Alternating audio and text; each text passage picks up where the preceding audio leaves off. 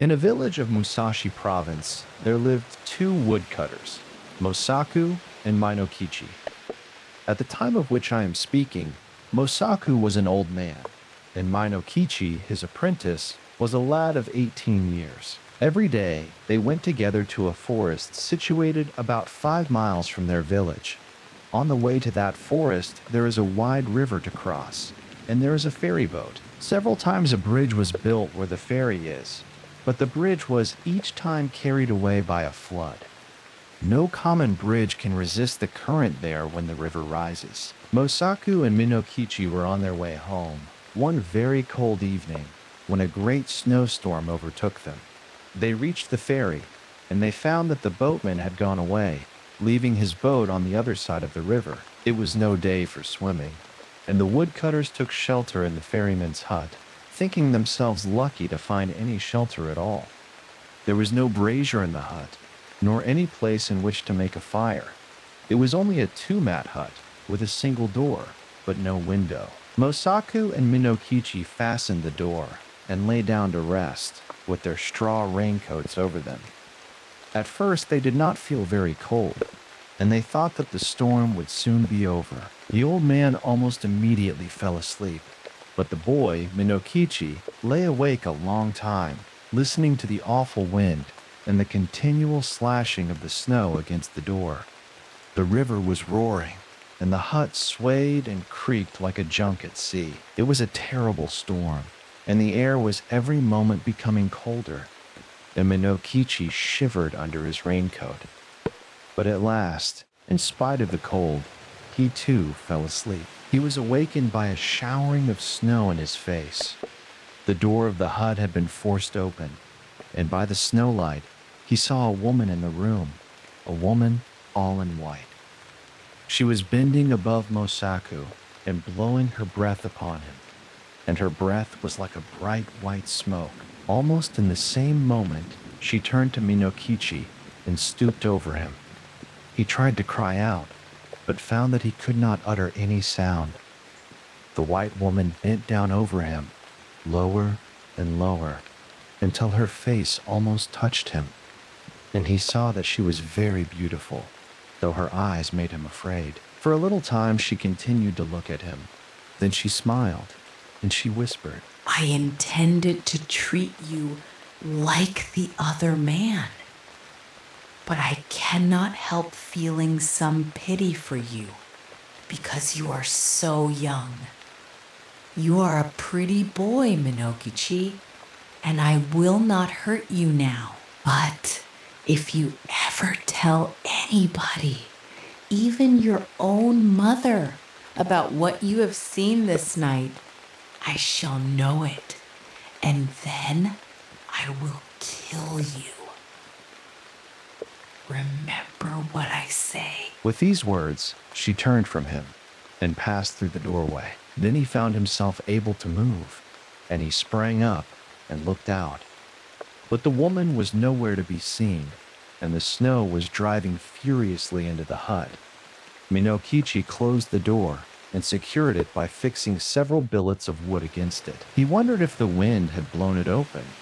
He thought that he might have been only dreaming, and might have mistaken the gleam of the snowlight in the doorway for the figure of a white woman, but he could not be sure. He called to Mosaku and was frightened because the old man did not answer. He put out his hand in the dark and touched Mosaku's face and found that it was ice. Mosaku was stark and dead. By dawn, the storm was over, and when the ferryman returned to his station, a little after sunrise, he found Minokichi lying senseless beside the frozen body of Mosaku. Minokichi was promptly cared for and soon came to himself, but he remained a long time ill from the effects of the cold of that terrible night.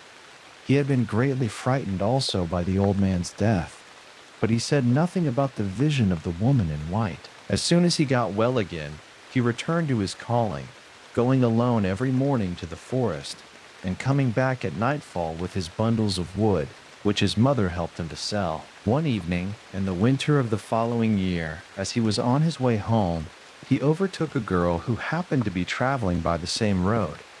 She was a tall, slim girl, very good-looking, and she answered Minokichi's greeting in a voice as pleasant to the ear as the voice of a songbird. Then he walked beside her. Then they began to talk.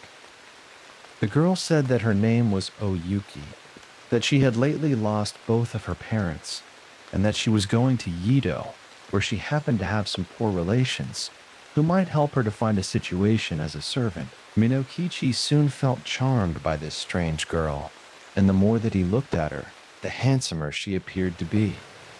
By the time they reached the village, they had become very much pleased with each other, and then Minokichi asked Oyuki to rest a while at his house. After some shy hesitation, she went there with him, and his mother made her welcome and prepared a warm meal for her. Oyuki behaved so nicely that Minokichi's mother took a sudden fancy to her and persuaded her to delay her journey to Yedo. And the natural end of the matter was that Yuki never went to Yedo at all. She remained in the house as an honorable daughter-in-law. Oyuki proved a very good daughter-in-law. When Minokichi's mother came to die, some 5 years later, her last words were words of affection and praise for the wife of her son. And Oyuki bore Minokichi 10 children, boys and girls, handsome children all of them, and very fair of skin. The country folk thought Oyuki a wonderful person, by nature different from themselves. Most of the peasant women age early, but Oyuki, even after having become the mother of 10 children, looked as young and fresh as on the day when she had first come to the village. One night, after the children had gone to sleep, Oyuki was sewing by the light of a paper lamp, and Minokichi, watching her, said, "To see you sewing there, with the light on your face, makes me think of a strange thing that happened when I was a lad of 18. I then saw somebody as beautiful and white as you are now. Indeed, she was very like you." Without lifting her eyes from her work, Oyuki responded, "Tell me about her. Where did you see her?" Then Minokichi told her about the terrible night in the ferryman's hut, and about the white woman that had stooped above him, smiling and whispering, and about the silent death of old Mosaku. And he said, "Asleep or awake, that was the only time that I saw a being as beautiful as you." Of course, she was not a human being, and I was afraid of her, very much afraid, but she was so white. Indeed, I have never been sure whether it was a dream that I saw or the woman of the snow. Oyuki flung down her sewing and arose and bowed above Minokichi where he sat and shrieked into his face, It was I, Yuki, it was! And I told you then that I would kill you if you ever said one word about it. But for those children asleep there, I would have done so this moment. And now you had better take very, very good care of them. For if ever they have reason to complain of you, I will treat you as you deserve." Even as she screamed, her voice became thin, like a crying of wind. Then she melted into a bright white mist that spired to the roof beams and shuddered away through the smoke hole. Never again was she seen. On the Akasaka Road in Tokyo, there is a slope called Ki no Kunizaka, which means the slope of the province of Ki. On one side of this slope, you see an ancient moat, deep and very wide, with high green banks rising up to some place of gardens. On the other side of the road extend the long and lofty walls of an imperial palace, before the era of street lamps and jinrikishas. This neighborhood was very lonesome after dark. Belated pedestrians would go miles out of their way rather than mount the Ki no Kunizaka alone after sunset, all because of a Mujina that used to walk there. The last man who saw the Mujina was an old merchant of the Kyobashi quarter, who died about 30 years ago. This is the story, as he told it. One night, at a late hour, he was hurrying up the Ki no Kunizaka when he perceived a woman crouching by the moat, all alone, and weeping bitterly. Fearing that she intended to drown herself, he stopped to offer her any assistance or consolation in his power. She appeared to be a slight and graceful person, handsomely dressed, and her hair was arranged like that of a young girl of good family. "Oh, Jaku," he exclaimed, approaching her. "Oh, Jaku, do not cry like that. Tell me what the trouble is, and if there be any way to help you, I shall be glad to help you." He really meant what he said, for he was a very kind man. But she continued to weep, hiding her face from him with one of her long sleeves. "Ojaku," he said again, as gently as he could. "Please, please listen to me. This is no place for a young lady at night. Do not cry, I implore you. Only tell me how I may be of some help to you." Slowly she rose up, but turned her back to him, and continued to moan and sob behind her sleeve. He laid his hand lightly upon her shoulder and pleaded, "Ojachu, Ojachu, Ojachu, listen to me, just for one little moment." Then that Ojachu turned around and dropped her sleeve and stroked her face with her hand. And the man saw that she had no eyes or nose or mouth, and he screamed and ran away. Up Kino Kunizaka he ran, and all was black and empty before him. On and on he ran, never daring to look back, and at last he saw a lantern, so far away that it looked like the gleam of a firefly, and he made for it. It proved to be only the lantern of an itinerant soba seller who had set down his stand by the roadside. But any light and any human companionship was good after that experience. He flung himself down at the feet of the soba seller, crying out, "Ah! Ah! Ah! Ah! Ah! Ah!" "Kore! Kore!" roughly exclaimed the soba man. "Here, what is the matter with you? Anybody hurt you?" "No, nobody hurt me," panted the other. Only scared you?" queried the peddler, unsympathetically. "Robbers? Not robbers. Not robbers," gasped the terrified man. I saw a woman by the moat, and she showed me. I cannot tell you what she showed me." "Hey, was it anything like this that she showed you?" cried the soba man, stroking his own face, which therewith became like unto an egg, and simultaneously the light went out. Jikininki. Once, when Muso Kokushi, a priest of the Zen sect, was journeying alone through the province of Mino, he lost his way in a mountain district where there was nobody to direct him. For a long time he wandered about helplessly, and he was beginning to despair of finding shelter for the night when he perceived, on the top of a hill lighted by the last rays of the sun, one of those little hermitages called anjitsu, which are built for solitary priests. It seemed to be in ruinous condition, but he hastened to it eagerly and found that it was inhabited by an aged priest, from whom he begged the favor of a night's lodging. This the old man harshly refused, but he directed Muso to a certain hamlet in the valley adjoining where lodging and food could be obtained. Muso found his way to the hamlet, which consisted of less than a dozen farm cottages, and he was kindly received at the dwelling of the headman. 40 or 50 persons were assembled in the principal apartment at the moment of Muso's arrival, but he was shown into a small separate room where he was promptly supplied with food and bedding. Being very tired, he lay down to rest at an early hour, but a little before midnight he was roused from sleep by a sound of loud weeping in the next apartment. Presently the sliding screens were gently pushed apart, and a young man, carrying a lighted lantern, entered the room, respectfully saluted him, and said, "Reverend Sir, it is my painful duty to tell you that I am now the responsible head of this house. Yesterday I was only the eldest son, but when you came here, tired as you were, we did not wish that you should feel embarrassed in any way. Therefore, we did not tell you that father had died only a few hours before. The people whom you saw in the next room are the inhabitants of this village. They all assembled here to pay their last respects to the dead, and now they are going to another village about 3 miles off, for by our custom, no one of us may remain in this village during the night after a death has taken place. We make the proper offerings and prayers.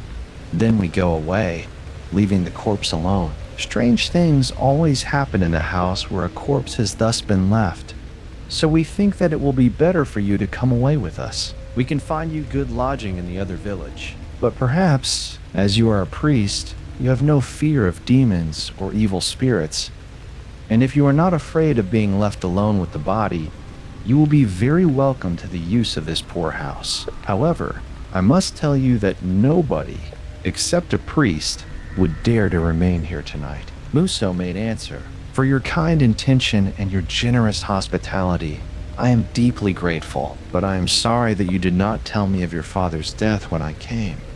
For, though I was a little tired, I certainly was not so tired that I should have found difficulty in doing my duty as a priest. Had you told me, I could have performed the service before your departure. As it is, I shall perform the service after you have gone away, and I shall stay by the body until morning. I do not know what you mean by your words about the danger of staying here alone, but I am not afraid of ghosts or demons. Therefore, please to feel no anxiety on my account." The young man appeared to be rejoiced by these assurances and expressed his gratitude in fitting words. Then the other members of the family and the folk assembled in the adjoining room, having been told of the priest's kind promises, came to thank him, after which the master of the house said, "Now, Reverend Sir, much as we regret to leave you alone, we must bid you farewell. By the rule of our village, none of us can stay here after midnight. We beg, kind sir, that you will take every care of your honorable body, while we are unable to attend upon you.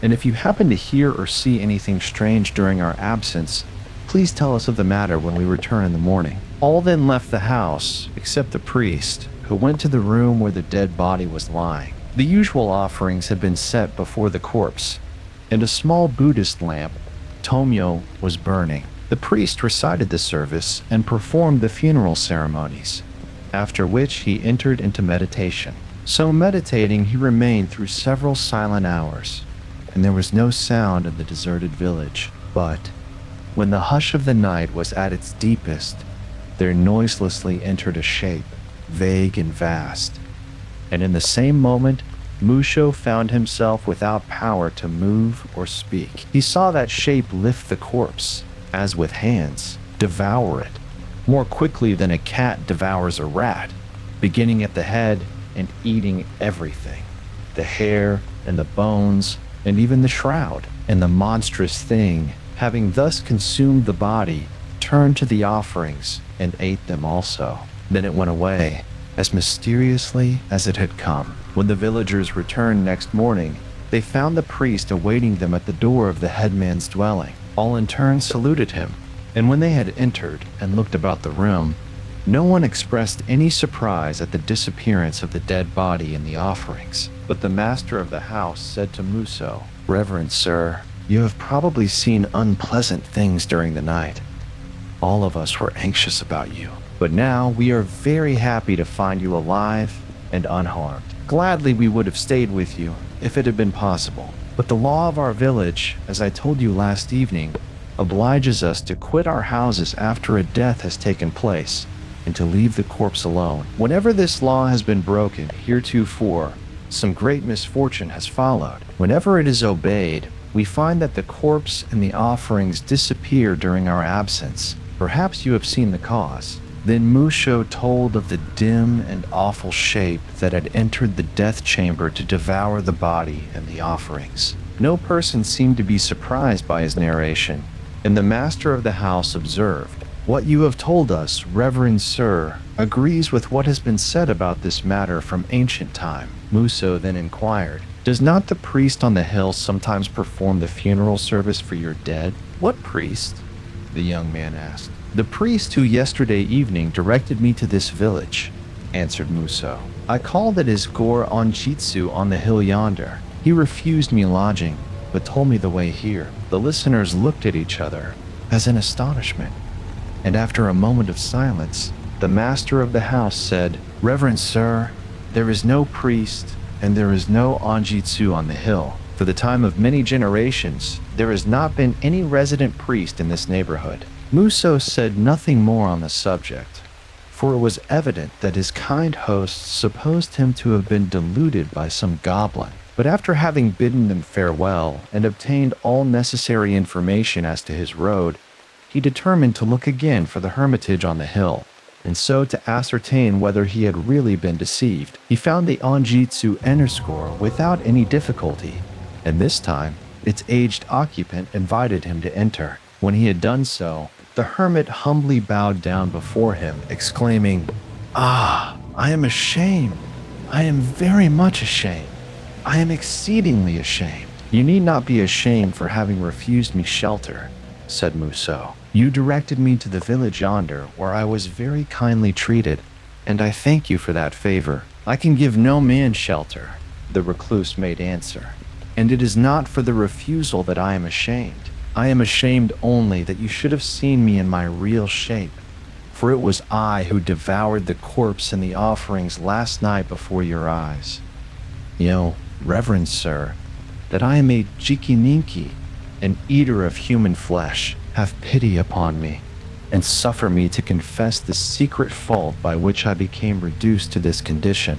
A long, long time ago, I was a priest in this desolate region. There was no other priest for many leagues around. So, in that time, the bodies of the mountain folk who died used to be brought here, sometimes from great distances, in order that I might repeat over them the holy service. But I repeated the service and performed the rites only as a matter of business. I thought only of the food and the clothes that my sacred profession enabled me to gain. And because of this selfish impiety, I was reborn, immediately after my death, into the state of a Jikininki. Since then, I have been obliged to feed upon the corpses of the people who die in this district. Every one of them I must devour in the way that you saw last night. Now, reverend sir, let me beseech you to perform a Sagaki service for me. Help me by your prayers, I entreat you, so that I may be soon able to escape from this horrible state of existence." No sooner had the hermit uttered this petition than he disappeared, and the hermitage also disappeared at the same instant, and Musou Kokushi found himself kneeling alone in the high grass, beside an ancient and moss-grown tomb of the form called Gorinishi, which seemed to be the tomb of a priest, Rokuro-Kubi. Nearly 500 years ago, there was a samurai named Isogai Ehidazeemon Taketsura in the service of the Lord Kikuji of Kyushu. This Isogai had inherited, from many warlike ancestors, a natural aptitude for military exercises and extraordinary strength. While yet a boy, he had surpassed his teachers in the art of swordsmanship, in archery, and in the use of the spear, and had displayed all the capacities of a daring and skillful soldier. Afterwards, in the time of the Ikkyo War, he so distinguished himself that high honors were bestowed upon him. But when the house of Kikuji came to ruin, Isogai found himself without a master. He might then easily have obtained service under another daimyo, but as he had never sought distinction for his own sake alone, and as his heart remained true to his former lord, he preferred to give up the world. So he cut off his hair and became a traveling priest, taking the Buddhist name of Kwairyo, but always under the koromo of the priest. Kwairyo kept warm within him the heart of the samurai. As in other years he had laughed at peril, so now also he scorned danger. And in all weathers and all seasons, he journeyed to preach the good law in places where no other priest would have dared to go. For that age was an age of violence and disorder, and upon the highways there was no security for the solitary traveler, even if he happened to be a priest. In the course of his first long journey, Kwairyo had occasion to visit the province of Kai. One evening, as he was traveling through the mountains of that province, darkness overcame him in a very lonesome district, leagues away from any village. So he resigned himself to pass the night under the stars, and having found a suitable grassy spot by the roadside, he lay down there and prepared to sleep. He had always welcomed discomfort, and even a bare rock was for him a good bed, when nothing better could be found, and the root of a pine tree an excellent pillow. His body was iron, and he never troubled himself about dews or rain or frost or snow. Scarcely had he lain down when a man came along the road, carrying an axe and a great bundle of chopped wood. This woodcutter halted on seeing Kwaidan lying down, and after a moment of silent observation, said to him in a tone of great surprise, "What kind of a man can you be, good sir, that you dare to lie down alone in such a place as this? There are haunters about here, many of them. Are you not afraid of hairy things?" "My friend," cheerfully answered Kwaidan, "I am only a wandering priest, a cloud and water guest, as folks call it, unsi no ryokaku. 2. And I am not in the least afraid of hairy things, if you mean goblin foxes or goblin badgers or any creatures of that kind. As for lonesome places, I like them. They're suitable for meditation. I am accustomed to sleeping in the open air, and I have learned never to be anxious about my life." "You must be indeed a brave man, Sir Priest," the peasant responded, "to lie down here. This place has a bad name, a very bad name. But, as the proverb has it, kunshi ayayuki ni chikayorazu unsu tez, the superior man does not needlessly expose himself to peril. And I must assure you, sir, that it is very dangerous to sleep here. Therefore, although my house is only a wretched thatched hut, let me beg of you to come home with me at once. In the way of food, I have nothing to offer you, but there is a roof at least, and you can sleep under it without risk." He spoke earnestly, and Kwaidan, liking the kindly tone of the man, accepted this modest offer. The woodcutter guided him along a narrow path, leading up from the main road through mountain forest. It was a rough and dangerous path, sometimes skirting precipices, sometimes offering nothing but a network of slippery roots for the foot to rest upon, sometimes winding over or between masses of jagged rock. But at last, Kwaidan found himself upon a cleared space at the top of a hill, with a full moon shining overhead, and he saw before him a small thatched cottage, cheerfully lighted from within. The woodcutter led him to a shed at the back of the house, whither water had been conducted through bamboo pipes from some neighboring stream, and the two men washed their feet. Beyond the shed was a vegetable garden, and a grove of cedars and bamboos, and beyond the trees appeared the glimmer of a cascade, pouring from some loftier height and swaying in the moonshine like a long white robe. As Kwaidan entered the cottage with his guide, he perceived 4 persons, men and women, warming their hands at a little fire kindled in the RO of the principal apartment. They bowed low to the priest and greeted him in the most respectful manner. Kwaidan wondered that persons so poor and dwelling in such a solitude should be aware of the polite forms of greeting. "These are good people," he thought to himself, "and they must have been taught by someone well acquainted with the rules of propriety." Then, turning to his host, the Aruji, or housemaster, as the others called him, Kwaidan said, "From the kindness of your speech, and from the very polite welcome given me by your household, I imagine that you have not always been a woodcutter. Perhaps you formerly belonged to one of the upper classes." Smiling, the woodcutter answered, "Sir, you are not mistaken. Though now living as you find me, I was once a person of some distinction. My story is the story of a ruined life, ruined by my own fault. I used to be in the service of a daimyo, and my rank in that service was not inconsiderable. But I loved women and wine too well, and under the influence of passion, I acted wickedly. My selfishness brought about the ruin of our house and caused the death of many persons. Retribution followed me, and I long remained a fugitive in the land. Now I often pray that I may be able to make some atonement for the evil which I did, and to re-establish the ancestral home.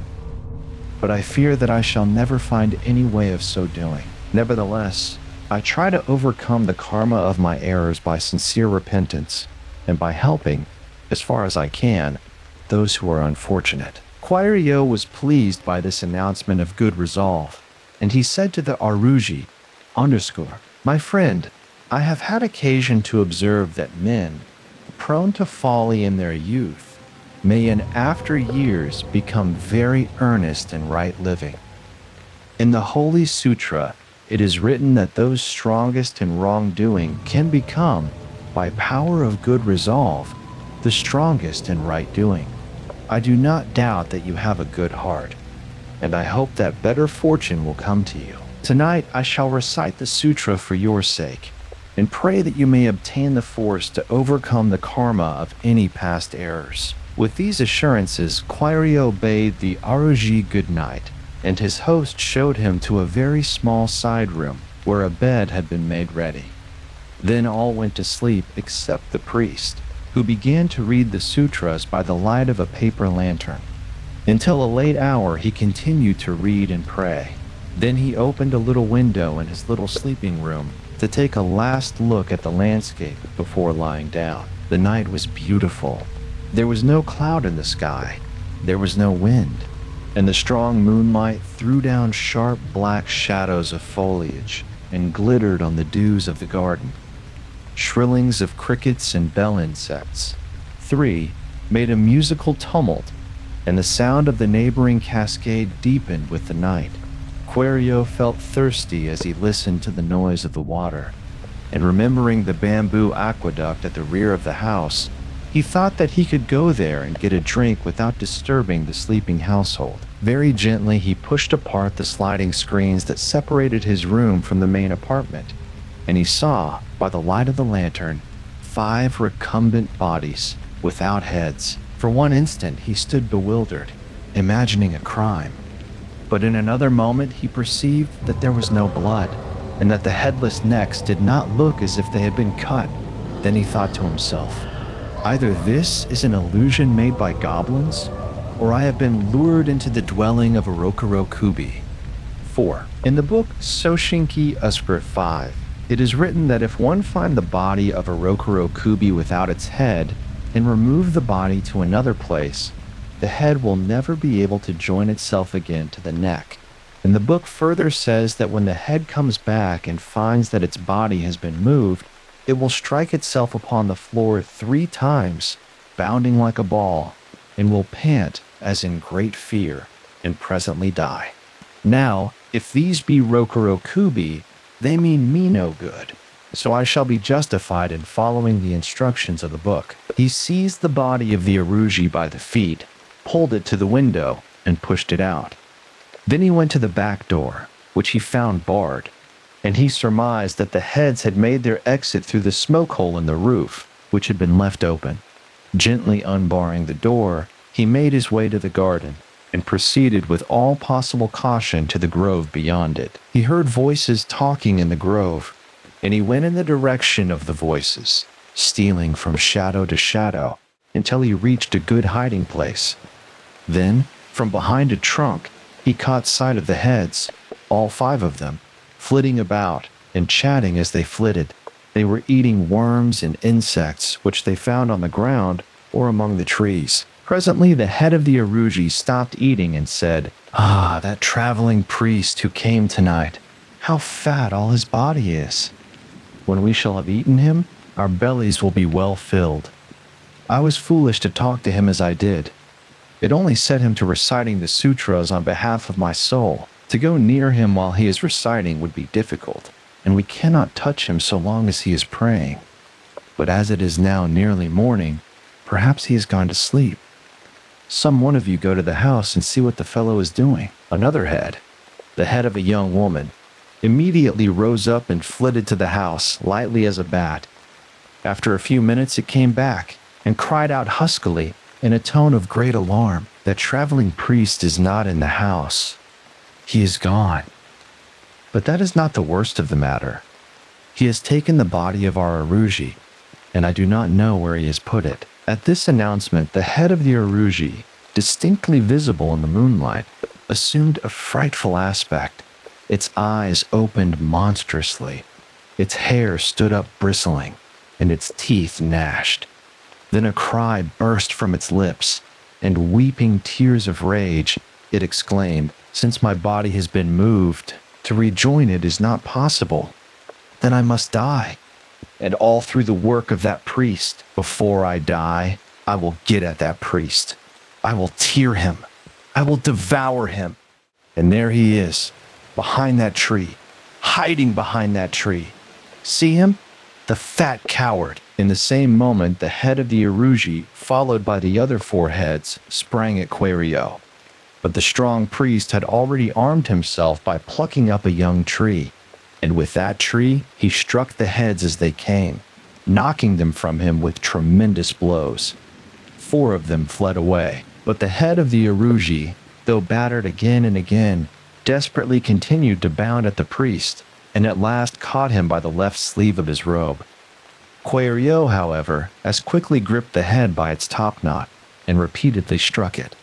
It did not release its hold, but it uttered a long moan, and thereafter ceased to struggle. It was dead, but its teeth still held the sleeve, and for all his great strength, Kwaidan could not force open the jaws. With the head still hanging to his sleeve, he went back to the house, and there caught sight of the other 4 Rokuro-Kubi squatting together, with their bruised and bleeding heads reunited to their bodies. But when they perceived him at the back door, all screamed, "The priest! The priest!" and fled through the other doorway out into the woods. Eastward, the sky was brightening. Day was about to dawn, and Kwaidan knew that the power of the goblins was limited to the hours of darkness. He looked at the head clinging to his sleeve, its face all fouled with blood and foam and clay, and he laughed aloud as he thought to himself, "What a miyage! The head of a goblin!" After which he gathered together his few belongings and leisurely descended the mountain to continue his journey. Right on he journeyed until he came to Suwa in Shinano. 6. And into the main street of Suwa he solemnly strode, with the head dangling at his elbow. Then woman fainted, and children screamed and ran away. And there was a great crowding and clamoring until the trite, as the police in those days were called, seized the priest and took him to jail. For they supposed the head to be the head of a murdered man who, in the moment of being killed, had caught the murderer's sleeve in his teeth. As for Kwaidan, he only smiled and said nothing when they questioned him. So, after having passed a night in prison, he was brought before the magistrates of the district. Then he was ordered to explain how he, a priest, had been found with the head of a man fastened to his sleeve, and why he had dared thus shamelessly to parade his crime in the sight of people. Kwaidan laughed long and loudly at these questions, and then he said, "Sirs, I did not fasten the head to my sleeve.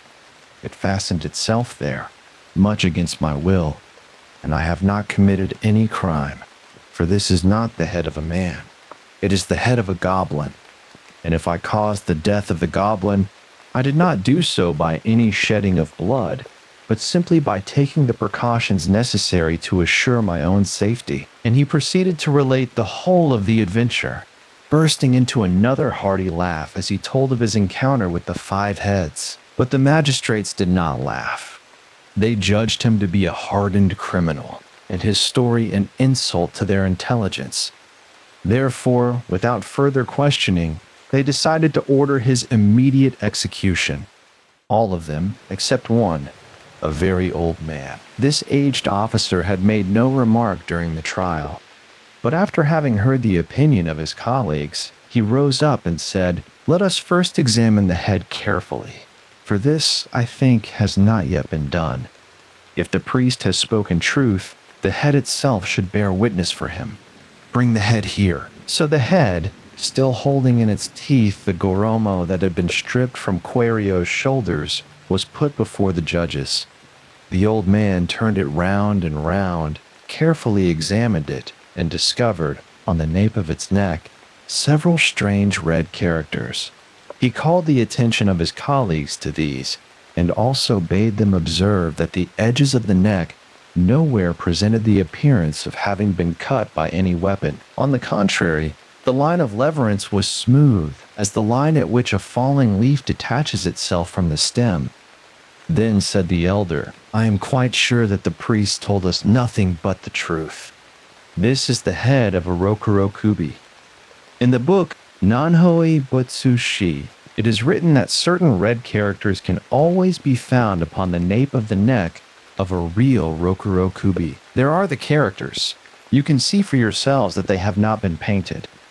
Moreover, it is well known that such goblins have been dwelling in the mountains of the province of Kai from very ancient time. But you, sir, he exclaimed, turning to Quario, what sort of sturdy priest may you be? Certainly you have given proof of a courage that few priests possess, and you have the air of a soldier rather than a priest. Perhaps you once belonged to the samurai class. You have guessed rightly, sir, Quario responded. Before becoming a priest, I long followed the profession of arms, and in those days I never feared man or devil. My name then was Isogai Heidezaemon Taketsura of Kushu.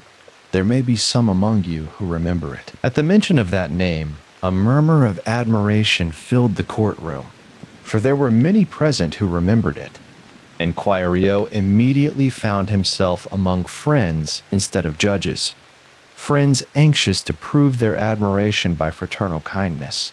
With honor they escorted him to the residence of the daimyo, who welcomed him and feasted him, and made him a handsome present before allowing him to depart. When Quario left Suwa, he was as happy as any priest is permitted to be in this transitory world. As for the head, he took it with him, jocosely insisting that he intended it for a mayage, and now it only remains to tell what became of the head. A day or two after leaving Suwa, Quario met with a robber, who stopped him in a lonesome place and bade him strip. Quario at once removed his koromo and offered it to the robber, who then first perceived what was hanging to the sleeve. Though brave, the highwayman was startled. He dropped the garment and sprang back. Then he cried out, "You! What kind of a priest are you?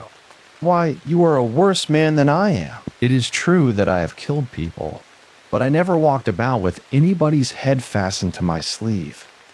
"Well, Sir Priest, I suppose we are of the same calling, and I must say that I admire you. Now that head would be of use to me. I could frighten people with it. Will you sell it? You can have my robe in exchange for your koromo, and I will give you 5 ender score for the head." Quario answered, "I shall let you have the head and the robe if you insist, but I must tell you that this is not the head of a man. It is a goblin's head. So, if you buy it and have any trouble in consequence, please to remember that you were not deceived by me." "What a nice priest you are," exclaimed the robber. "You kill men and jest about it. But I am really in earnest. Here is my robe, and here is the money, and let me have the head. What is the use of joking?" "Take the thing," said Quario. "I was not joking. The only joke, if there be any joke at all, is that you are fool enough to pay good money for a goblin's head." And Quario, loudly laughing, went upon his way. Thus the robber got the head and the koromo, and for some time he played goblin priest upon the highways. But, reaching the neighborhood of Suwa, he there learned the true story of the head, and he then became afraid that the spirit of the Rokuro-Kubi might give him trouble. So he made up his mind to take back the head to the place from which it had come, and to bury it with its body. He found his way to the lonely cottage in the mountains of Kai, but nobody was there, and he could not discover the body. Therefore he buried the head by itself, in the grove behind the cottage, and he had a tombstone set up over the grave, and he caused a sagaki service to be performed on behalf of the spirit of the Rokuro-Kubi. And that tombstone, known as the Tombstone of the Rokuro-Kubi, may be seen, at least so the Japanese storyteller declares, even unto this day. Jiu-Roku-Zakura, Uso no Yona, Jiu-Roku-Zakura, Sake ni Kari. In Wakagori, a district of the province of Iyo-1, there is a very ancient and famous cherry tree called Jiu-Roku-Zakura, or the cherry tree of the 16th day, because it blooms every year upon the 16th day of the first month by the old lunar calendar, and only upon that day. Thus, the time of its flowering is the period of great cold. though the natural habit of a cherry tree is to wait for the spring season before venturing to blossom. But the Jiu-Roku-Zakura blossoms with a life that is not, or at least that was not originally, its own. There is the ghost of a man in that tree. He was a samurai of Iyo, and the tree grew in his garden, and it used to flower at the usual time, that is to say, about the end of March or the beginning of April.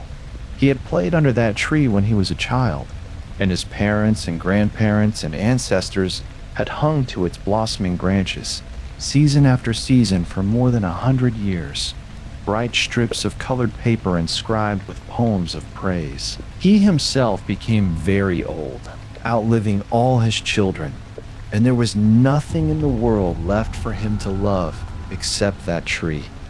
And lo, in the summer of a certain year, the tree withered and died. Exceedingly, the old man sorrowed for his tree. Then kind neighbors found for him a young and beautiful cherry tree and planted it in his garden, hoping thus to comfort him. And he thanked them and pretended to be glad.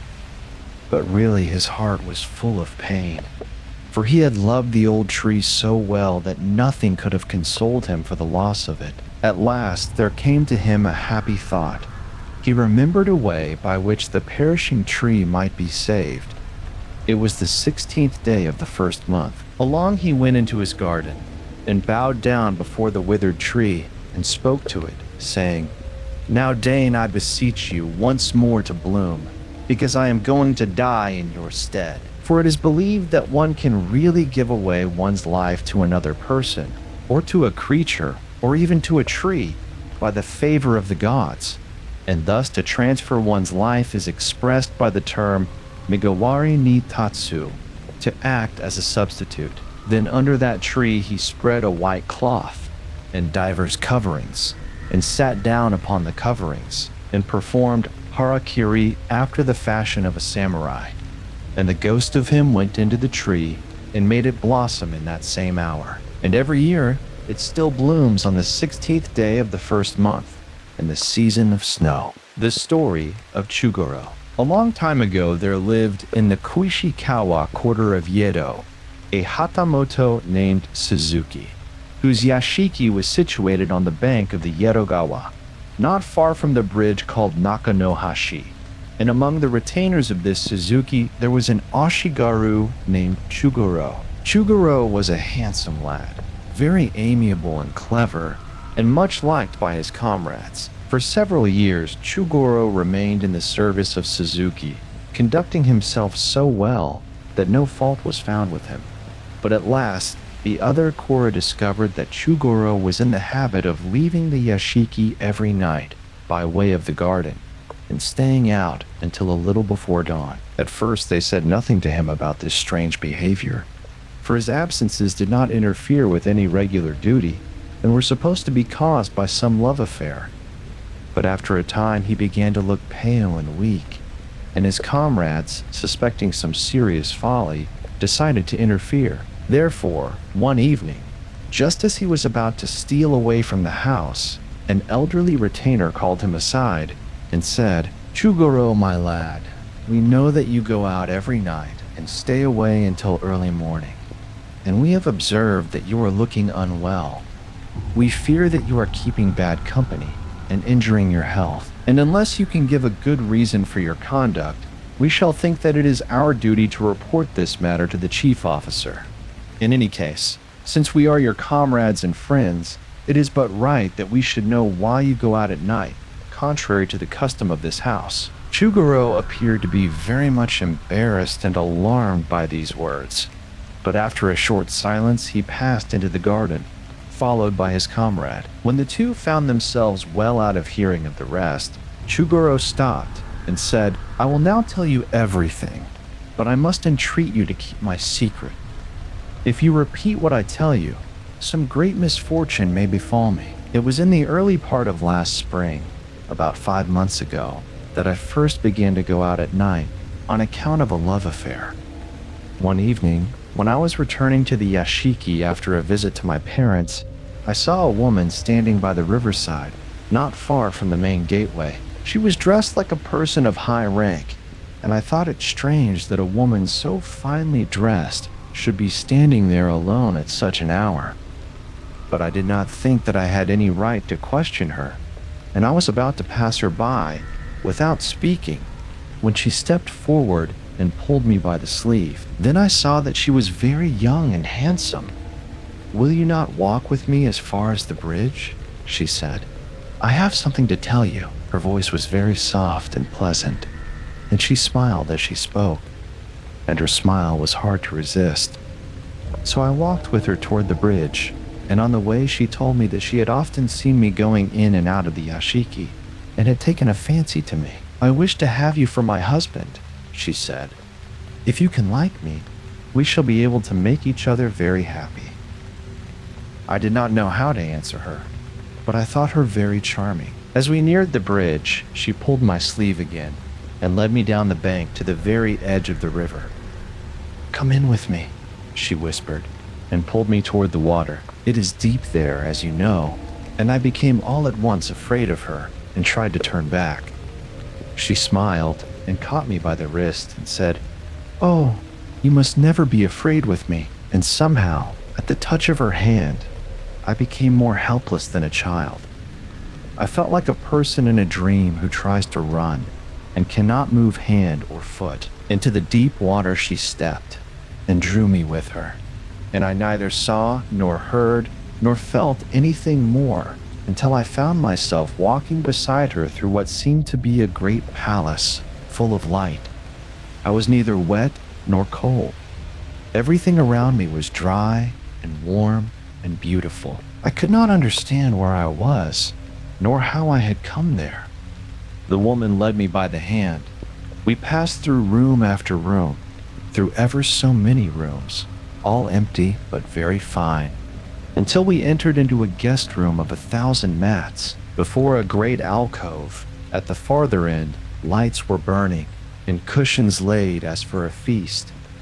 But I saw no guests. She led me to the place of honor by the alcove, and seated herself in front of me, and said, "This is my home. Do you think that you could be happy with me here?" As she asked the question, she smiled, and I thought that her smile was more beautiful than anything else in the world. And out of my heart I answered, "Yes." In the same moment I remembered the story of Urashima, and I imagined that she might be the daughter of a god, but I feared to ask her any questions. Presently, maidservants came in, bearing rice wine and many dishes, which they set before us. Then she who sat before me said, "Tonight shall be our bridal night, because you like me, and this is our wedding feast." We pledged ourselves to each other for the time of 7 existences, and after the banquet we were conducted to a bridal chamber, which had been prepared for us. It was yet early in the morning when she awoke me, and said, "My dear one, you are now indeed my husband, but for reasons which I cannot tell you, and which you must not ask, it is necessary that our marriage remain secret. To keep you here until daybreak would cost both of us our lives. Therefore do not, I beg of you, feel displeased because I must now send you back to the house of your lord. You can come to me tonight again, and every night hereafter, at the same hour that we first met. Wait always for me by the bridge, and you will not have to wait long. But remember, above all things, that our marriage must be a secret, and that, if you talk about it, we shall probably be separated forever." I promised to obey her in all things, remembering the fate of Urashima, and she conducted me through many rooms, all empty and beautiful, to the entrance. There she again took me by the wrist, and everything suddenly became dark, and I knew nothing more until I found myself standing alone on the riverbank, close to the Nakanohashi. When I got back to the yashiki, the temple bells had not yet begun to ring. In the evening I went again to the bridge at the hour she had named, and I found her waiting for me. She took me with her as before into the deep water, and into the wonderful place where we had passed our bridal night. And every night, since then, I have met and parted from her in the same way. Tonight she will certainly be waiting for me, and I would rather die than disappoint her. Therefore, I must go. But let me again entreat you, my friend, never to speak to anyone about what I have told you." The elder, or Ashigaru, was surprised and alarmed by this story. He felt that Chūgorō had told him the truth, and the truth suggested unpleasant possibilities. Probably the whole experience was an illusion, and an illusion produced by some evil power for a malevolent end. Nevertheless, if really bewitched, the lad was rather to be pitied than blamed, and any forcible interference would be likely to result in mischief. So the Ashigaru answered kindly, "I shall never speak of what you have told me, never at least while you remain alive and well. Go and meet the woman, but beware of her.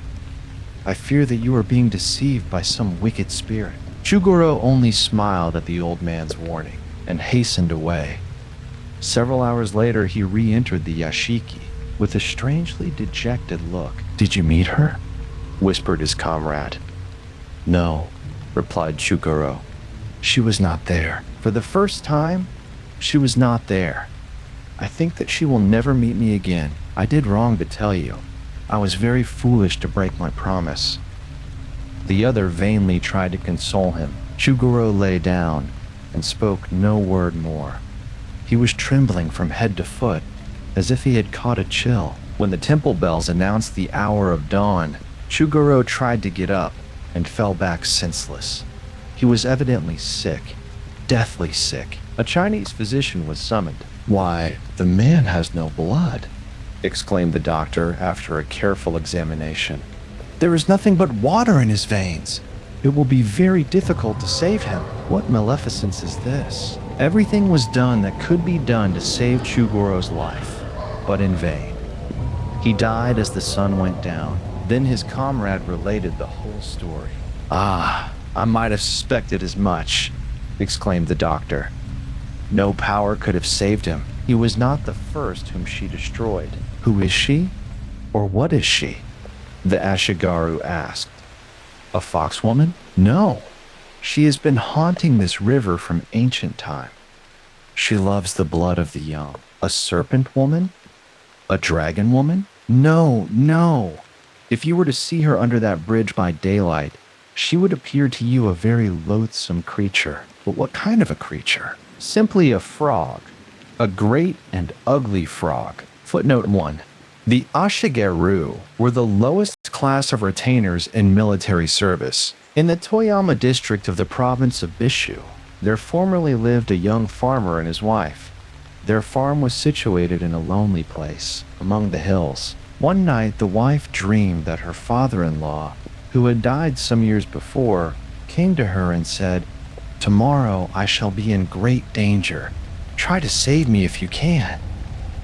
In the morning, she told this to her husband, and they talked about the dream. Both imagined that the dead man wanted something, but neither could imagine what the words of the vision signified. After breakfast, the husband went to the fields, but the wife remained at her loom.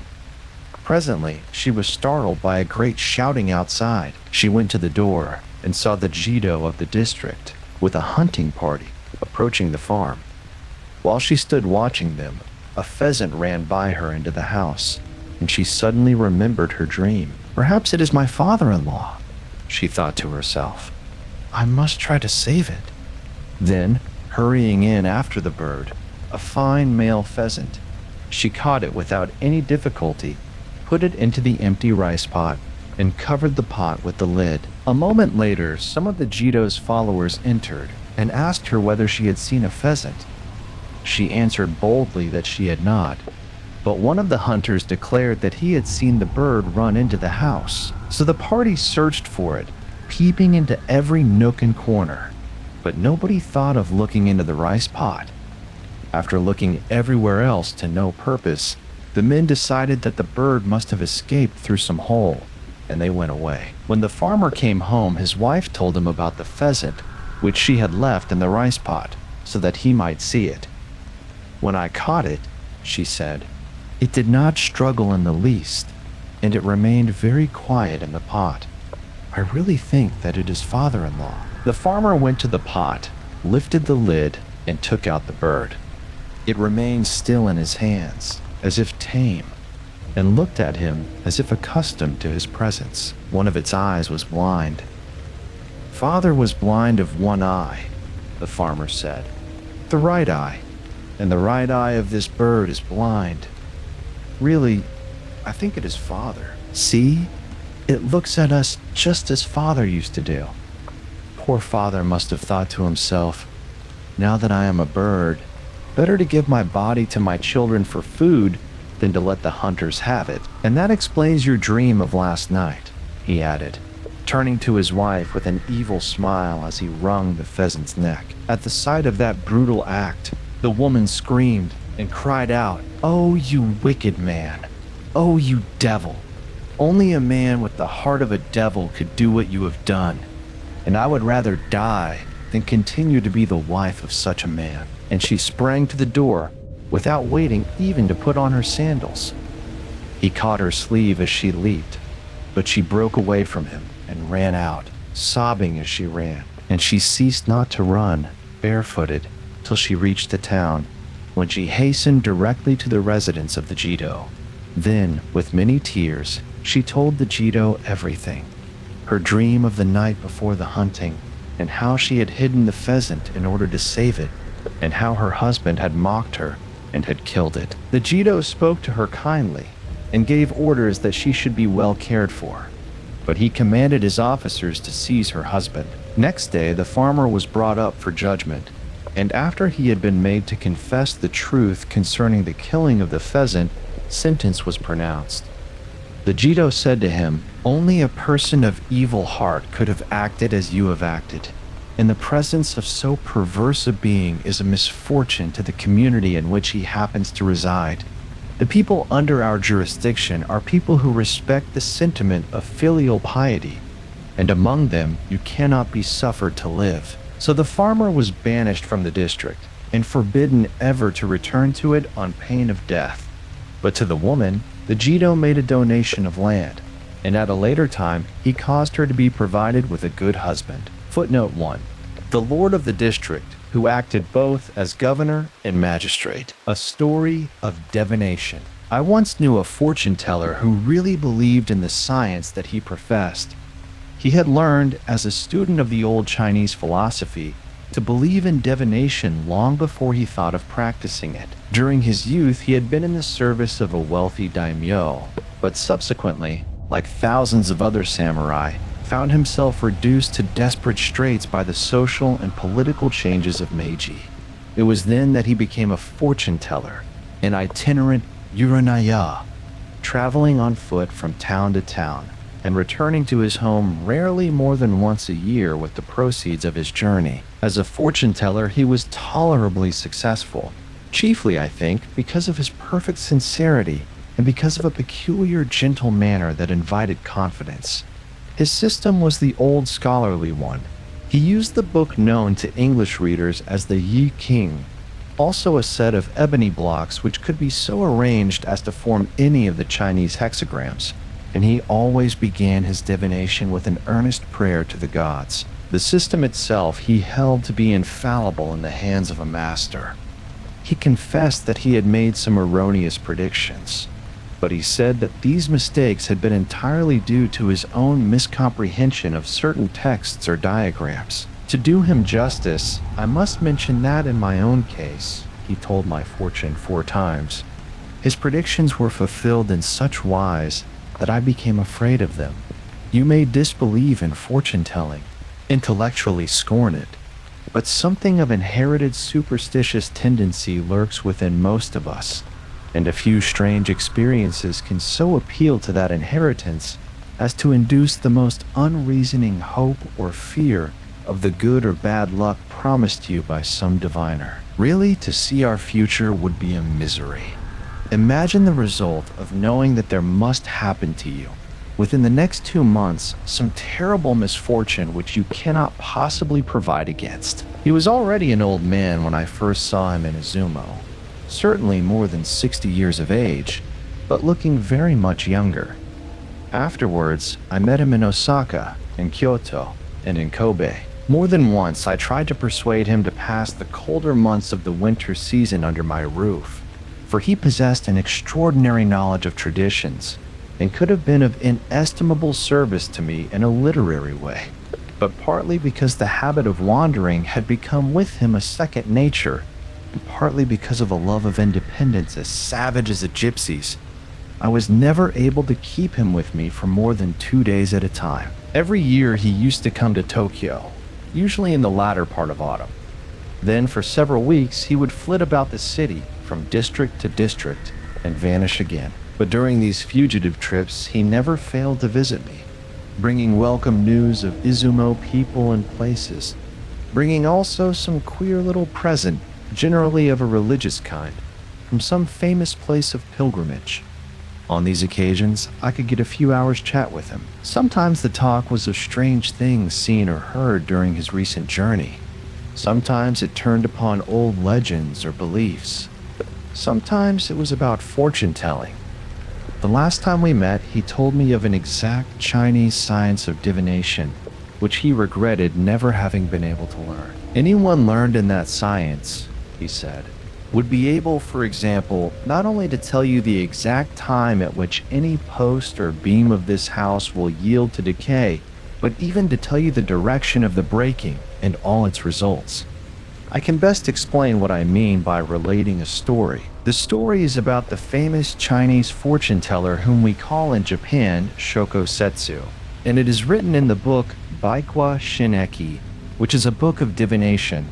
While still a very young man, Shoko Setsu obtained a high position by reason of his learning and virtue, but he resigned it and went into solitude that he might give his whole time to study. For years thereafter, he lived alone in a hut among the mountains, studying without a fire in winter and without a fan in summer, writing his thoughts upon the wall of his room for lack of paper, and using only a tile for his pillow. One day, in the period of greatest summer heat, he found himself overcome by drowsiness, and he lay down to rest with his tile under his head.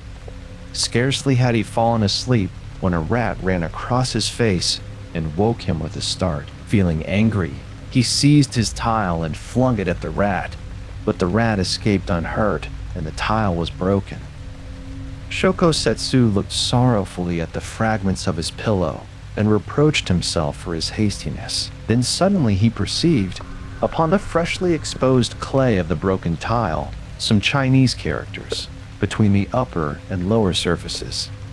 Thinking this very strange, he picked up the pieces and carefully examined them. He found that along the line of fracture, 17 characters had been written within the clay before the tile had been baked, and the characters read thus: "In the year of the hare, in the 4th month, on the 17th day, at the hour of the serpent, this tile, after serving as a pillow, will be thrown at a rat and broken." Now the prediction had really been fulfilled at the hour of the serpent on the 17th day of the 4th month of the year of the hare. Greatly astonished, Shoko Setsu once again looked at the fragments and discovered the seal and the name of the maker. At once he left his hut, and taking with him the pieces of the tile, hurried to the neighboring town in search of the tile maker. He found the tile maker in the course of the day, showed him the broken tile, and asked him about its history. After having carefully examined the shards, the tile maker said, "This tile was made in my house, but the characters in the clay were written by an old man, a fortune teller, who asked permission to write upon the tile before it was baked." "Do you know where he lives?" asked Shoko Setsu. "He used to live," the tile maker answered, "not very far from here, and I can show you the way to the house, but I do not know his name." Having been guided to the house, Shoko Setsu presented himself at the entrance and asked for permission to speak to the old man. A serving student courteously invited him to enter and ushered him into an apartment where several young men were at study. As Shoko Setsu took his seat, all the youths saluted him. Then the one who had first addressed him bowed and said, "We are grieved to inform you that our master died a few days ago, but we have been waiting for you because he predicted that you would come today to this house at this very hour. Your name is Shoko Setsu." and our master told us to give you a book which he believed would be of service to you. Here is the book. Please to accept it." Shoko Setsu was not less delighted than surprised, for the book was a manuscript of the rarest and most precious kind, containing all the secrets of the science of divination. After having thanked the young men and properly expressed his regret for the death of their teacher, he went back to his hut and there immediately proceeded to test the worth of the book by consulting its pages in regard to his own fortune. The book suggested to him that on the south side of his dwelling, at a particular spot near one corner of the hut, great luck awaited him. He dug at the place indicated and found a jar containing gold enough to make him a very wealthy man. My old acquaintance left this world as lonesomely as he had lived in it. Last winter, while crossing a mountain range, he was overtaken by a snowstorm and lost his way. Many days later, he was found standing erect at the foot of a pine, with his little pack strapped to his shoulders, a statue of ice, arms folded and eyes closed as in meditation. Probably, while waiting for the storm to pass, he had yielded to the drowsiness of cold, and the drift had risen over him as he slept. Hearing of this strange death, I remembered the old Japanese saying, "Uranaya minoye shiradzu." The fortune teller knows not his own fate. Chapter 11. Yuki-Onna, the Lady of the Snow. Midwinter gloom the earth enshrouds. Yet from the skies, the blossoms fall. A fluttering shower, white petals all. Can spring become so soon beyond the clouds? Kujohara no Fukayabu, trans, by Clara A. Walsh. Yuki-Onna. Snow time in Japan has a beauty peculiarly its own, and it is a favorite theme of Japanese poets and artists.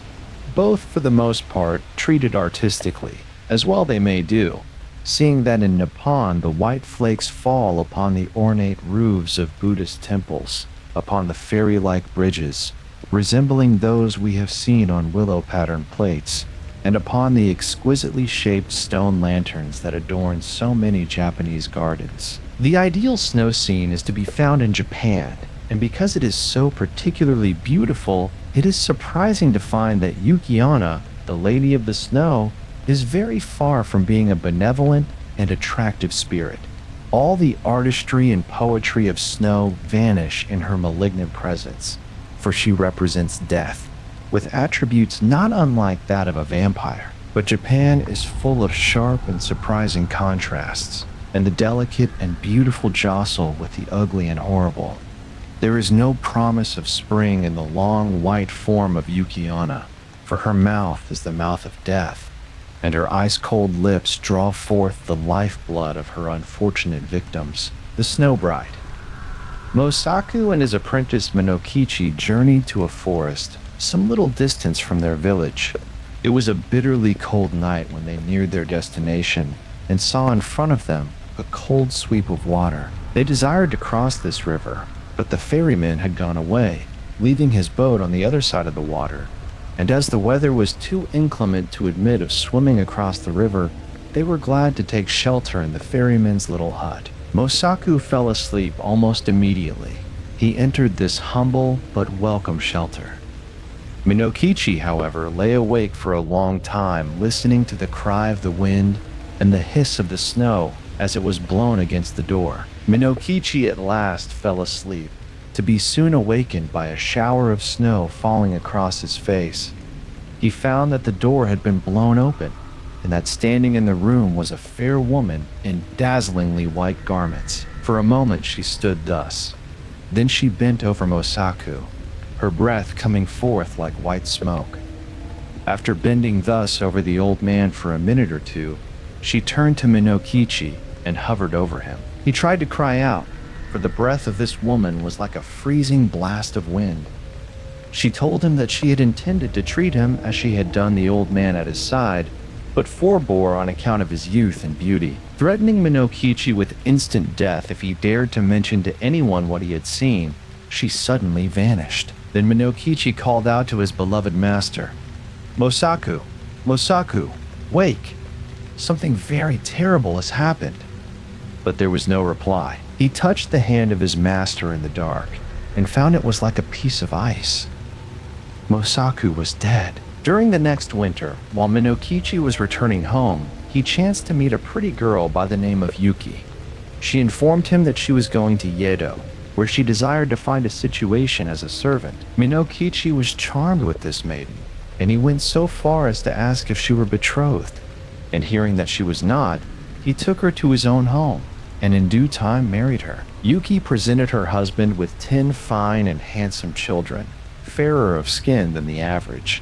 When Minokichi's mother died, her last words were in praise of Yuki, and her eulogy was echoed by many of the country folk in the district. One night, while Yuki was sewing, the light of a paper lamp shining upon her face, Minokichi recalled the extraordinary experience he had had in the ferryman's hut. "Yuki," said he, "you remind me so much of a beautiful white woman I saw when I was 18 years old. She killed my master with her ice-cold breath. I am sure she was some strange spirit, and yet tonight, she seems to resemble you." Yuki flung down her sewing. There was a horrible smile on her face as she bent close to her husband and shrieked, "It was I, Yuki-Onna, who came to you then and silently killed your master. Oh, faithless wretch, you have broken your promise to keep the matter secret, and if it were not for our sleeping children, I would kill you now. Remember, if they have aught to complain of at your hands, I shall hear, I shall know, and on a night when the snow falls, I will kill you." Then Yuki-Onna, the Lady of the Snow, changed into a white mist, and shrieking and shuddering, passed through the smoke hole, never to return again. Kyuzaemon's ghostly visitor. According to Mr. R. Gordon Smith, in his Ancient Tales and Folklore of Japan, all those who die by the snow and cold become spirits of snow. That is to say, all those who perish in this way become identified with Yuki-Onna, the Lady of the Snow. The following legend is adapted from Mr. Smith's book referred to above. Kyuzaemon, a poor farmer, had closed the shutters of his humble dwelling and retired to rest. Shortly before midnight, he was awakened by loud tapping. Going to the door, he exclaimed, "Who are you? What do you want?" The strange visitor made no attempt to answer these questions, but persistently begged for food and shelter.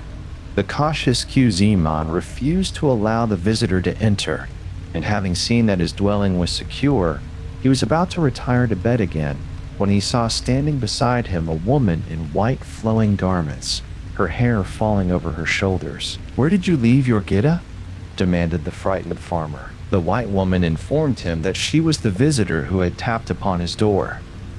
"I need no Gita," she said, "for I have no feet. I fly over the snow-capped trees and should have proceeded to the next village, but the wind was blowing strongly against me, and I desired to rest a while." The farmer expressed his fear of spirits, whereupon the woman inquired if her host had a butsudan, a family altar. Finding that he had, she bade him open the butsudan and light a lamp. When this was done, the woman prayed before the ancestral tablets, not forgetting to add a prayer for the still much agitated Kyuzaemon. Having paid her respects at the butsudan, she informed the farmer that her name was Oyasu, and that she had lived with her parents and her husband, Izaburo. When she died, her husband left her parents, and it was her intention to try to persuade him to go back again and support the old people. Kyuzaemon began to understand as he murmured to himself, "Oyasu perished in the snow, and this is her spirit I see before me." However, in spite of this recollection, he still felt much afraid. He sought the family altar with trembling footsteps, repeating over and over again, "Namu Amida Butsu. Hail, omnipotent Buddha." At last, the farmer went to bed and fell asleep. Once he woke up to hear the white creature murmur farewell, but before he could make answer, she had disappeared. The following day, Kyuzaemon went to the next village and called upon Izaburo, whom he now found living with his father-in-law again. Izaburo informed him that he had received numerous visits from the spirit of his wife and the guise of Yuki-Onna. After carefully considering the matter, Kyuzemon found that this Lady of the Snow had appeared before Izaburo almost immediately after she had paid him such a mysterious visit. On that occasion, Izaburo had promised to fulfill her wish, and neither he nor Kyuzemon were again troubled with her who travels in the sky when the snow is falling fast. Footnote 1. See My Land of the Yellow Spring, page 39. A Passional Karma. One of the never-failing attractions of the Tokyo stage is the performance by the famous Kikugoro and his company of the Botan Doro, or Peony-Lantern. This weird play, of which the scenes are laid in the middle of the last century, is the dramatization of a romance by the novelist Incho, written in colloquial Japanese, and purely Japanese in local color, though inspired by a Chinese tale. I went to see the play, and Kikugoro made me familiar with a new variety of the pleasure of fear. Why not give English readers the ghostly part of the story? Asked a friend who guides me betimes through the mazes of Eastern philosophy. It would serve to explain some popular ideas of the supernatural which Western people know very little about, and I could help you with the translation. I gladly accepted the suggestion, and we composed the following summary of the more extraordinary portion of Incho's romance. Here and there we found it necessary to condense the original narrative, and we tried to keep close to the text only in the conversational passages, some of which happen to possess a particular quality of psychological interest. This is the story of the ghosts in the romance of the Peony-Lantern. There once lived in the district of Ushigome, in Yedo, a haramoto called Ijima Haizeyaman, whose only daughter, Tsuyu, was beautiful as her name, which signifies morning dew. Ijima took a second wife when his daughter was about 16, and finding that Otsuyu could not be happy with her mother-in-law, he had a pretty villa built for the girl at Yanajijima as a separate residence and gave her an excellent maidservant called Oyone to wait upon her. Otsuyu lived happily enough in her new home until one day when the family physician Yamamoto Shijo paid her a visit in company with a young samurai named Hagiwara Shinzaburo, who resided in the Nedzu quarter. Shinzaburo was an unusually handsome lad and very gentle, and the two young people fell in love with each other at sight. Even before the brief visit was over, they contrived, unheard by the old doctor, to pledge themselves to each other for life. And, at parting, Otsuyu whispered to the youth, "Remember, if you do not come to see me again, I shall certainly die." Shinzaburo never forgot those words, and he was only too eager to see more of Otsuyu. But etiquette forbade him to make the visit alone.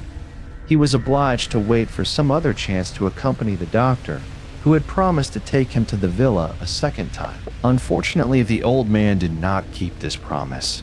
He had perceived the sudden affection of Otsuyu, and he feared that her father would hold him responsible for any serious results.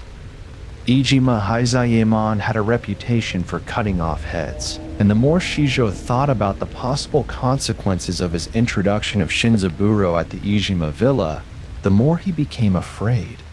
Therefore, he purposely abstained from calling upon his young friend. Months passed, and Otsuyu, little imagining the true cause of Shinzaburo's neglect, believed that her love had been scorned. Then she pined away and died. Soon afterwards, the faithful servant Oyone also died, through grief at the loss of her mistress, and the two were buried side by side in the cemetery of Shinbanzuien, a temple which still stands in the neighborhood of Dangozaka, where the famous chrysanthemum shows are yearly held, too.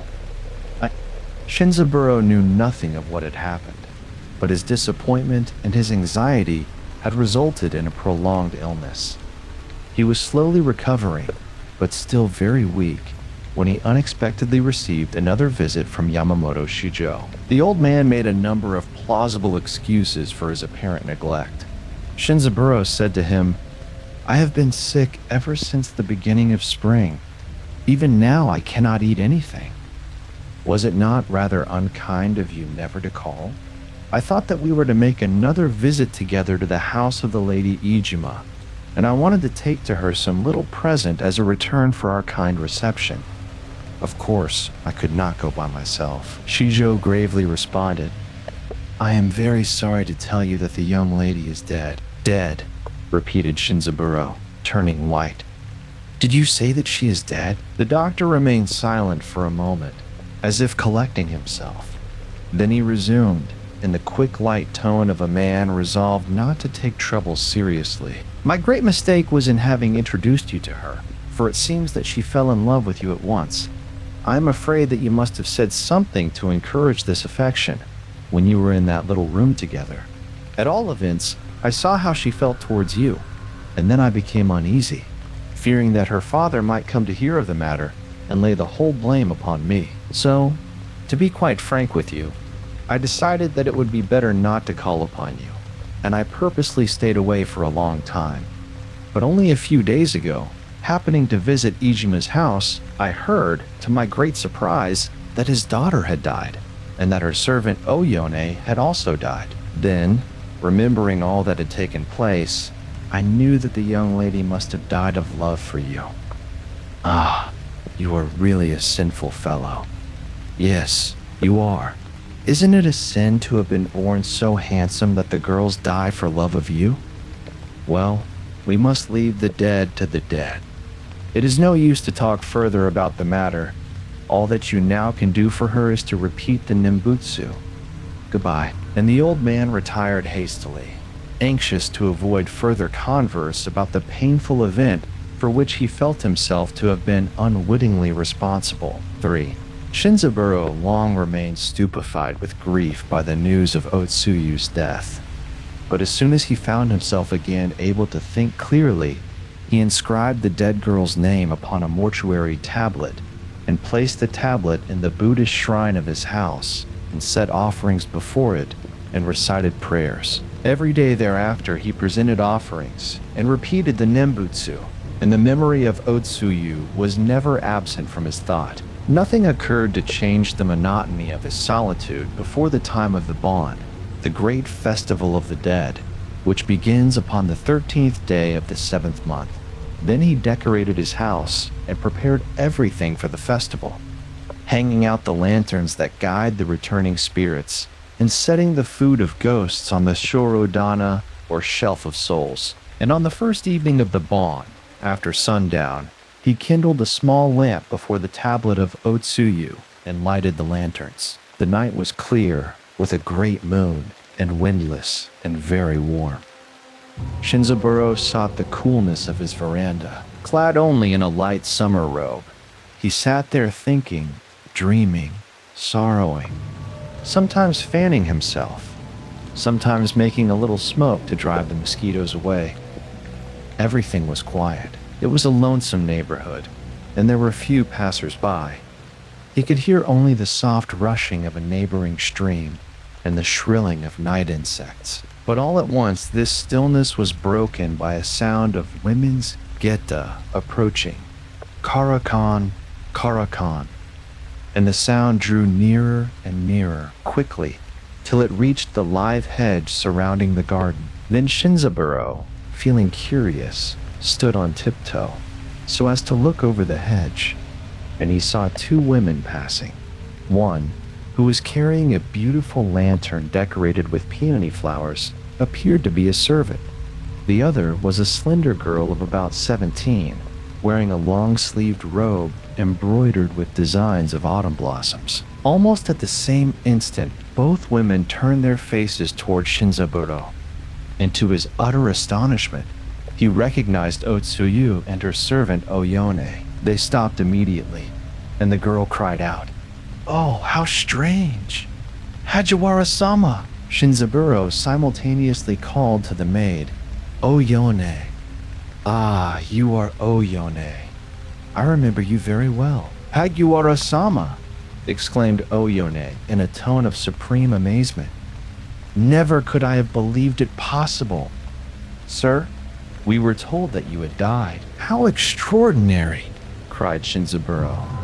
"Why, I was told that both of you were dead. Ah, what a hateful story, returned Oyone. Why repeat such unlucky words? Who told you? Please to come in, said Shinzaburo. Here we can talk better. The garden gate is open. So they entered and exchanged greeting.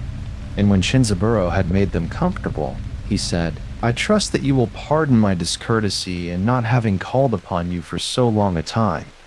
But Shijo, the doctor, about a month ago, told me that you had both died. So it was he who told you, exclaimed Oyone.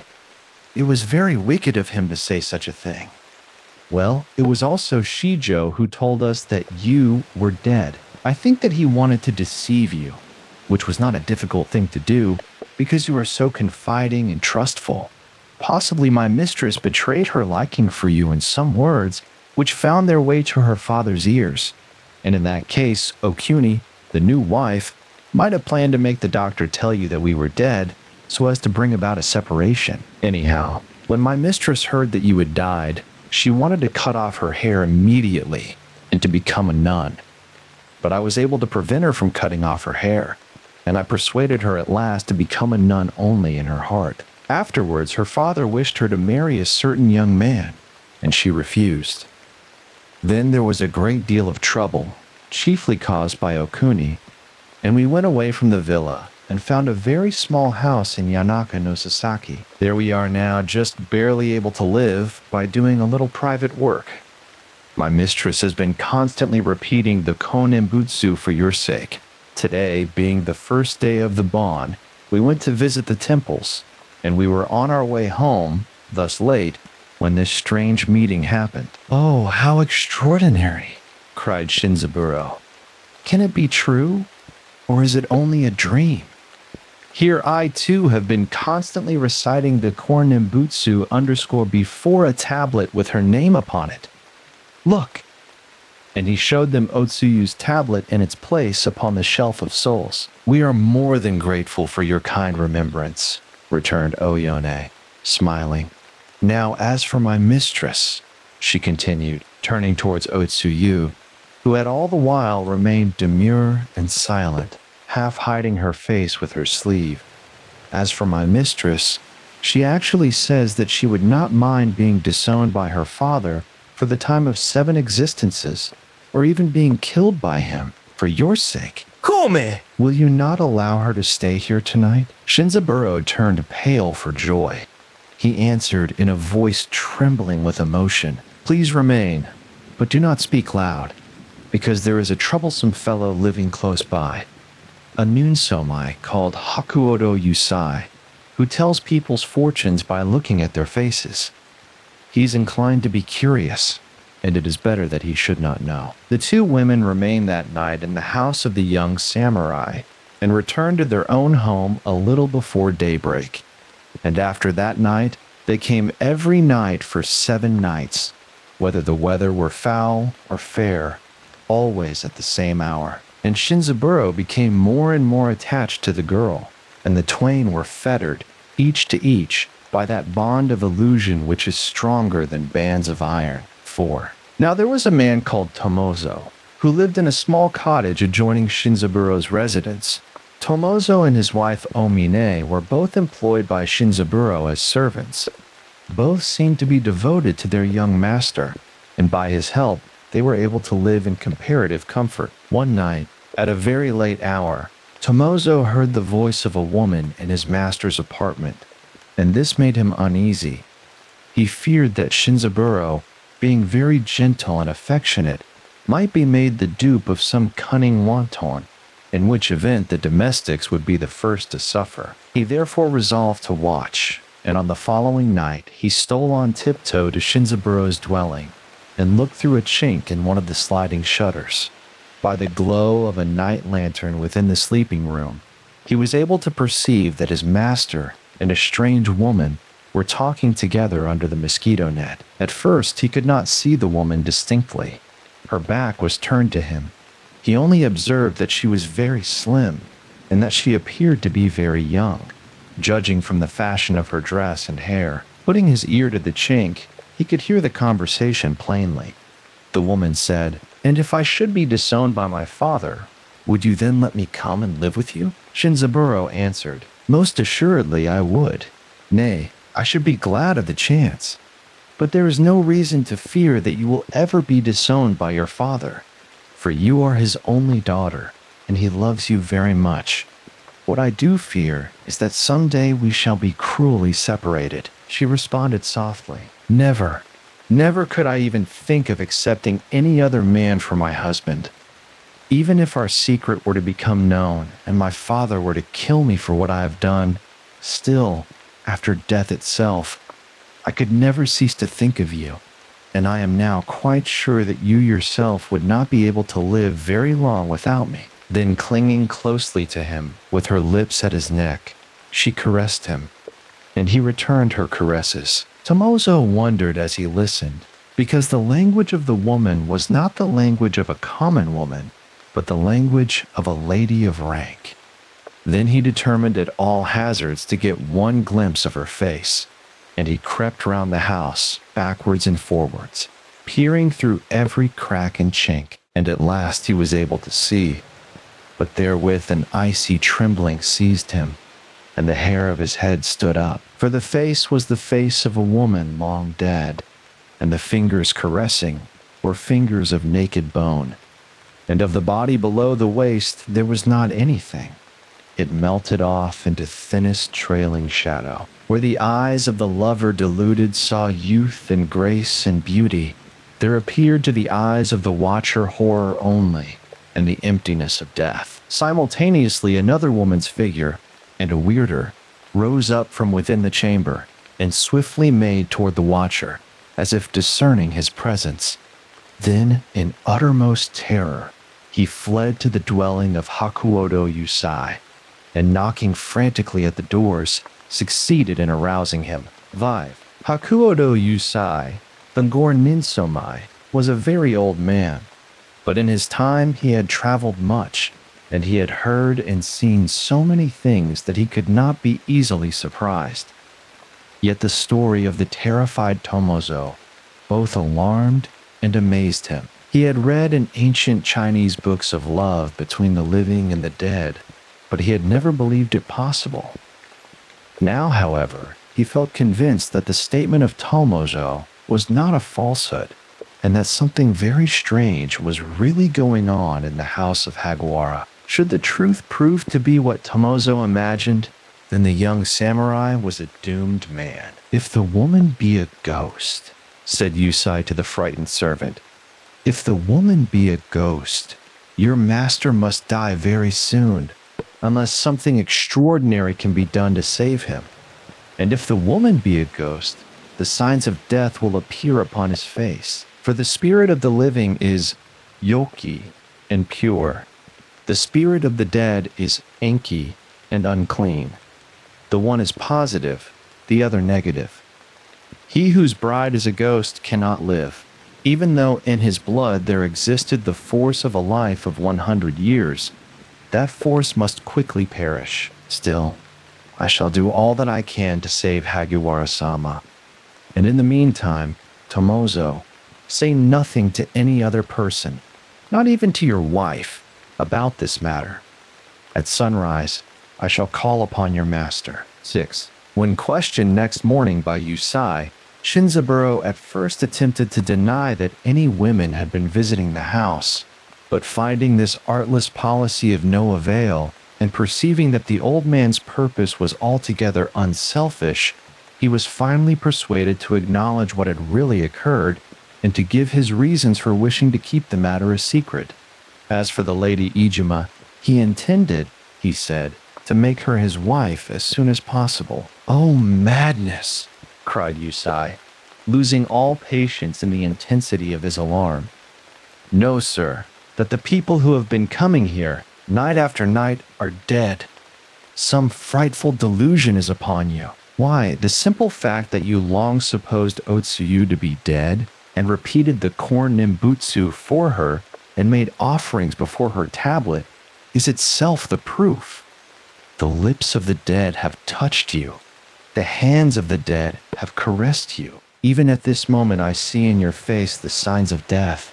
and you will not believe. Listen to me now, sir. I beg of you, if you wish to save yourself. Otherwise, you have less than 20 days to live. They told you, those people, that they were residing in the district of Shitaya in Yanaka no Sasaki. Did you ever visit them at that place?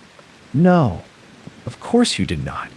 Then go today, as soon as you can, to Yanaka no Sasaki and try to find their home. And having uttered this counsel with the most vehement earnestness, Hakuodo Yusai abruptly took his departure. Shinzaburo, startled though not convinced, resolved after a moment's reflection to follow the advice of the Shinnin Somi and to go to Shitaya. It was yet early in the morning when he reached the quarter of Yanaka no Sasaki and began his search for the dwelling of Otsuyu. He went through every street and side street, read all the names inscribed at the various entrances, and made inquiries whenever an opportunity presented itself. But he could not find anything resembling the little house mentioned by Oyone, and none of the people whom he questioned knew of any house in the quarter inhabited by two single women. Feeling at last certain that further research would be useless, he turned homeward by the shortest way, which happened to lead through the grounds of the temple Shinbanzuien. Suddenly his attention was attracted by two new tombs placed side by side at the rear of the temple. One was a common tomb, such as might have been erected for a person of humble rank. The other was a large and handsome monument, and hanging before it was a beautiful Peony-Lantern, which had probably been left there at the time of the Festival of the Dead. Shinzaburo remembered that the Peony-Lantern carried by Oyone was exactly similar, and the coincidence impressed him as strange. He looked again at the tombs, but the tombs explained nothing. Neither bore any personal name, only the Buddhist kaimyo, or posthumous appellation. Then he determined to seek information at the temple. An acolyte stated, in reply to his questions, that the large tomb had been recently erected for the daughter of Ijima Haizayemon, the Hatamoto of Ushigome, and that the small tomb next to it was that of her servant Oyone, who had died of grief soon after the young lady's funeral. Immediately to Shinzaburo's memory there recurred, with another and sinister meaning, the words of Oyane. We went away and found a very small house in Yanaka no Sasaki. There we are now, just barely able to live, by doing a little private work. Here was indeed the very small house, and in Yanaka no Sasaki. But the little private work? Terror-stricken, the samurai hastened with all speed to the house of Yusai and begged for his counsel and assistance. But Yusai declared himself unable to be of any aid in such a case. All that he could do was to send Shinzaburo to the high priest Raoseki of Shinbanzui Inn with a letter praying for immediate religious help. 7. The high priest Raoseki was a learned and a holy man. By spiritual vision, he was able to know the secret of any sorrow and the nature of the karma that had caused it. He heard unmoved the story of Shinzaburo and said to him, "A very great danger now threatens you because of an error committed in one of your former states of existence. The karma that binds you to the dead is very strong, but if I tried to explain its character, you would not be able to understand. I shall therefore tell you only this, that the dead person has no desire to injure you out of hate, feels no enmity towards you. She is influenced, on the contrary, by the most passionate affection for you. Probably the girl has been in love with you from a time long preceding your present life, from a time of not less than 3 or 4 past existences, and it would seem that, although necessarily changing her form and condition at each succeeding birth, she has not been able to cease from following after you. Therefore, it will not be an easy thing to escape from her influence. But now, I am going to lend you this powerful memori. It is a pure gold image of that Buddha called the sea-sounding Tathagata, Kaion Nyorai, because his preaching of the law sounds through the world like the sound of the sea. And this little image is especially a Shuryo Yoke, which protects the living from the dead. This you must wear in its covering next to your body. under the girdle. Besides, I shall presently perform in the temple a seigaki service for the repose of the troubled spirit. And here is a holy sutra called Ubo Darani Kyo, or Treasure Raining Sutra. You must be careful to recite it every night in your house, without fail. Furthermore, I shall give you this package of Fuda Gubo. You must paste one of them over every opening of your house, no matter how small. If you do this, the power of the holy texts will prevent the dead from entering. But, whatever may happen, do not fail to recite the sutra. Shinzaburo humbly thanked the high priest, and then, taking with him the image, the sutra, and the bundle of sacred texts, he made all haste to reach his home before the hour of sunset. 8. With Yusai's advice and help, Shinzaburo was able before dark to fix the holy texts over all the apertures of his dwelling.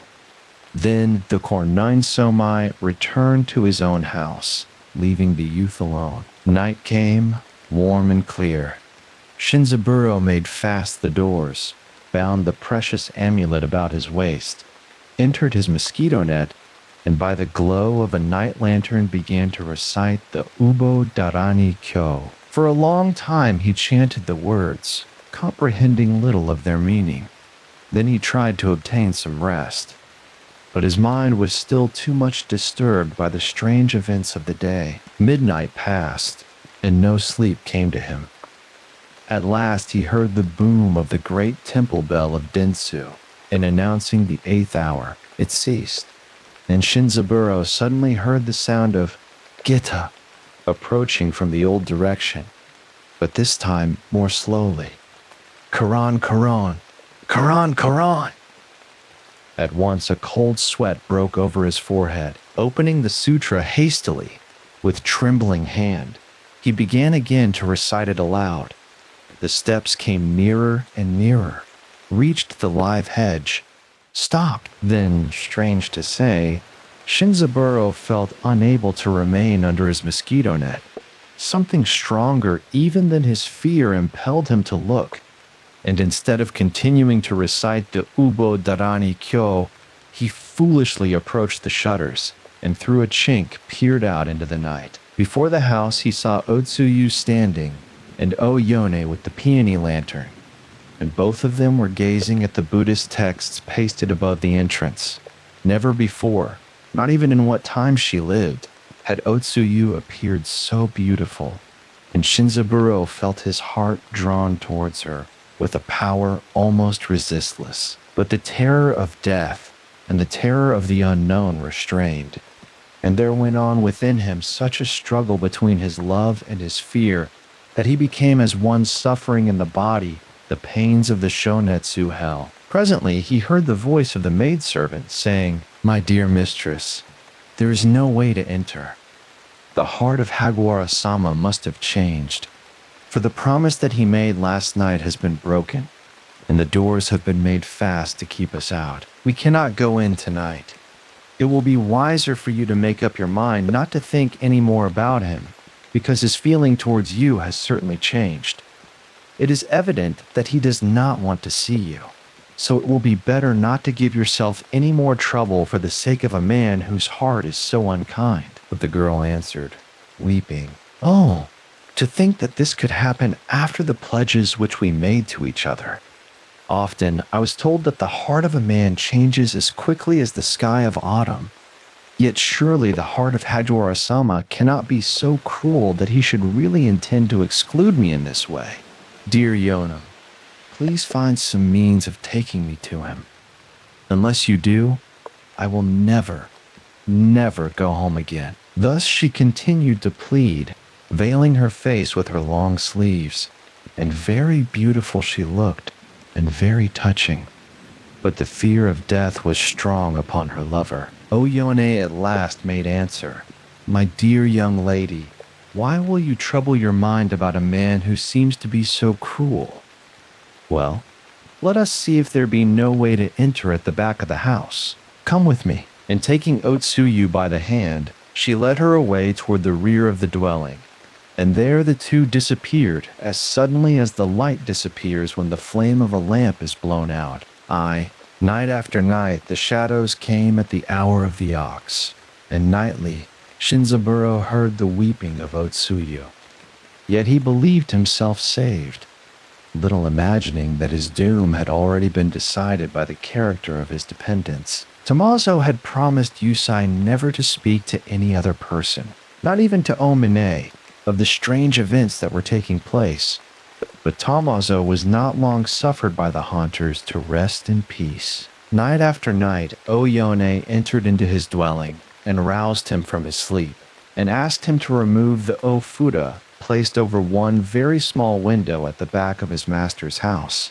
And Tommaso, out of fear, as often promised her to take away the ofuda before the next sundown, but never by day could he make up his mind to remove it, believing that evil was intended to Shinzaburo. At last, in a night of storm, Oyone startled him from slumber with a cry of reproach and stooped above his pillow and said to him, "Have a care how you trifle with us.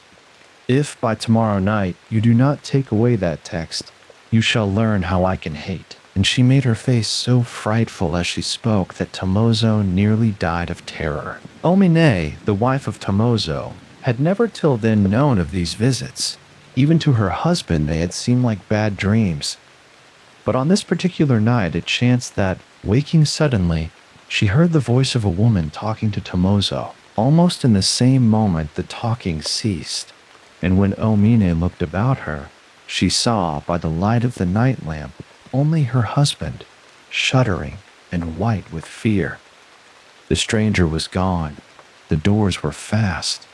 It seemed impossible that anybody could have entered. Nevertheless, the jealousy of the wife had been aroused, and she began to chide and to question Tommaso in such a manner that he thought himself obliged to betray the secret and to explain the terrible dilemma in which he had been placed. Then the passion of Omine yielded to wonder and alarm. But she was a subtle woman, and she devised immediately a plan to save her husband by the sacrifice of her master. And she gave Tommaso a cunning counsel, telling him to make conditions with the dead. They came again on the following night at the hour of the ox, and Omine hid herself on hearing the sound of their coming. "Koran, Koran, Koran, Koran!" But Tommaso went out to meet them in the dark, and even found courage to say to them what his wife had told him to say. "It is true that I deserve your blame, but I had no wish to cause you anger.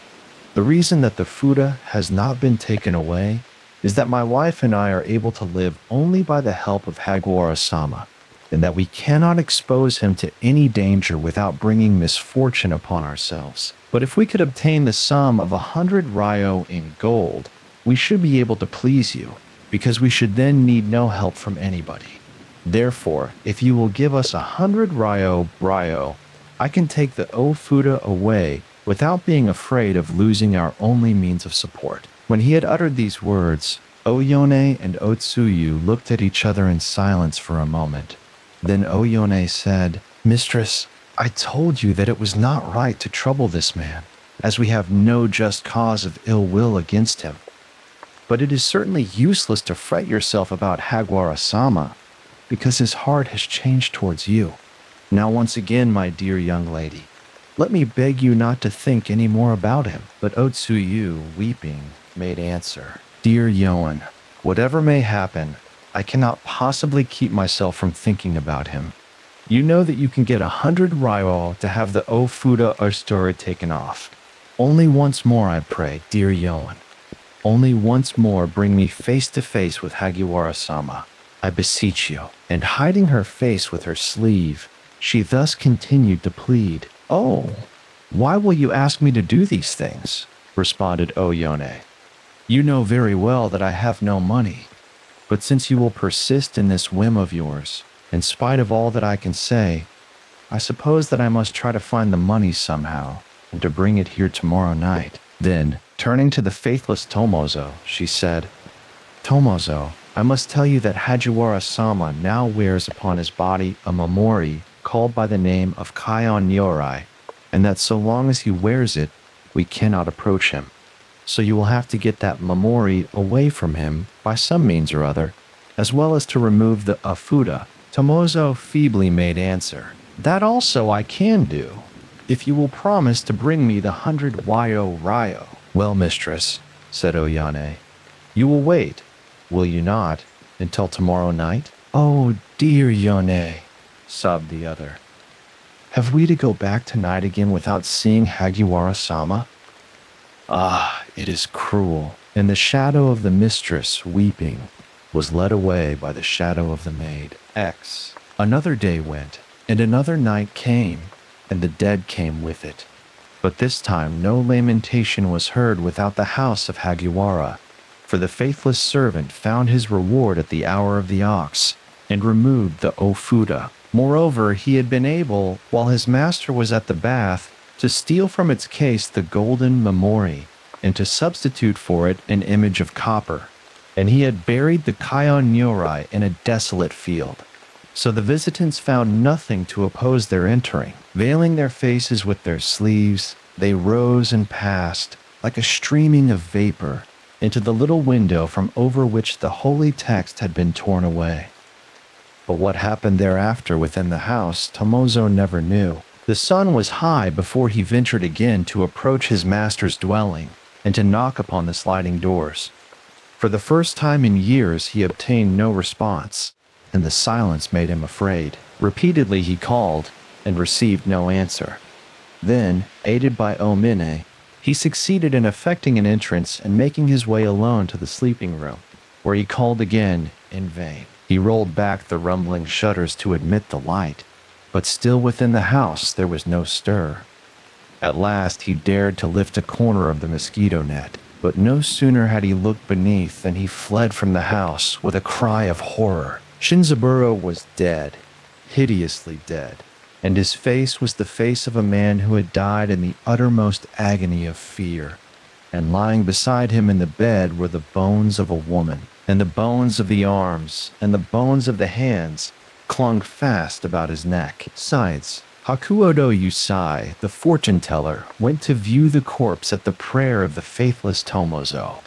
The old man was terrified and astonished at the spectacle, but looked about him with a keen eye. He soon perceived that the Ufuda Ho had been taken from the little window at the back of the house, and on searching the body of Shinzaburo, he discovered that the golden Mamori had been taken from its wrapping, and a copper image of Fudo put in place of it. He suspected Tomozo of the theft, but the whole occurrence was so very extraordinary that he thought it prudent to consult with the priest Ryoseki before taking further action.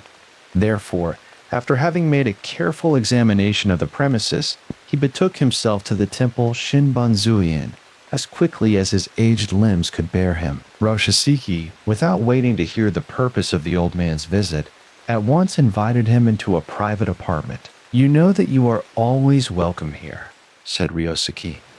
Please seat yourself at ease. Well, I am sorry to tell you that Hagiwara-sama is dead. Yusai wonderingly exclaimed, Yes, he is dead. But how did you learn of it? The priest responded, Hagiwara-sama was suffering from the results of an evil karma, and his attendant was a bad man. What happened to Hagiwara-sama was unavoidable. His destiny had been determined from a time long before his last birth. It will be better for you not to let your mind be troubled by this event. Yusai said, I have heard that a priest of pure life may gain power to see into the future for 100 years. But truly, this is the first time in my existence that I have had proof of such power. Still, there is another matter about which I am very anxious. You mean, interrupted Ryoseki, the stealing of the holy Mamori, the Urkai Onyorai. But you must not give yourself any concern about that. The image has been buried in a field, and it will be found there and returned to me during the 8th month of the coming year. So please do not be anxious about it. More and more amazed, the old Cornine Somai ventured to observe, I have studied the Inyo and the science of divination, and I make my living by telling people's fortunes. But I cannot possibly understand how you know these things. On the wooded hill behind the house, Robert and I are looking for fairy rings. Robert is 8 years old, comely, and very wise. I am a little more than 7, and I reverence Robert. It is a glowing, glorious August day, and the warm air is filled with sharp, sweet scents of resin. We do not find any fairy rings, but we find a great many pine cones in the high grass. I tell Robert the old Welsh story of the man who went to sleep, unawares, inside a fairy ring, and so disappeared for 7 years, and would never eat or speak after his friends had delivered him from the enchantment. They eat nothing but the points of needles, you know, says Robert. Who? I ask. Goblins? Robert answers. This revelation leaves me dumb with astonishment and awe, but Robert suddenly cries out, "There is a harper! He is coming to the house!" And down the hill we run to hear the harper. But what a harper! Not like the hoary minstrels of the picture books. A swarthy, sturdy, unkempt vagabond with black, bold eyes under scowling black brows. More like a bricklayer than a bard, and his garments are corduroy. Wonder if he's going to sing in Welsh? Murmurs Robert. I feel too much disappointed to make any remarks. The harper poses his harp, a huge instrument, upon our doorstep, sets all the strings ringing with a sweep of his grimy fingers, clears his throat with a sort of angry growl, and begins. Believe me, if all those endearing young charms, which I gaze on so fondly today, the accent, the attitude, the voice, all fill me with repulsion unutterable, shock me with a new sensation of formidable vulgarity. I want to cry out loud, "You have no right to sing that song," for I have heard it sung by the lips of the dearest and fairest being in my little world, and that this rude, coarse man should dare to sing it vexes me like a mockery, angers me like an insolence, but only for a moment. With the utterance of the syllables "today," that deep, grim voice suddenly breaks into a quivering tenderness indescribable. Then, marvelously changing, it mellows into tones sonorous and rich as the bass of a great organ, while a sensation unlike anything ever felt before takes me by the throat. What witchcraft has he learned? What secret has he found, this scowling man of the road?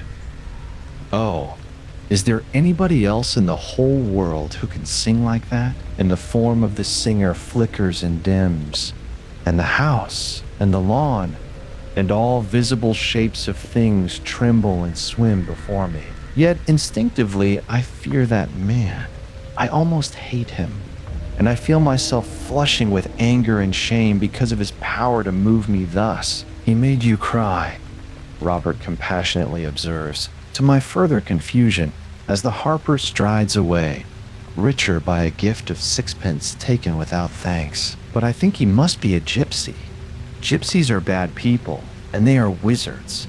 Let us go back to the wood. We climb again to the pines, and there squat down upon the sun-flecked grass, and look over town and sea. But we do not play as before. The spell of the wizard is strong upon us both. Perhaps he is a goblin, I venture at last. Or a fairy? No, says Robert, only a gypsy. But that is nearly as bad. They steal children, you know. What shall we do if he comes up here? I gasp, in sudden terror at the lonesomeness of our situation. Oh, he wouldn't dare, answers Robert.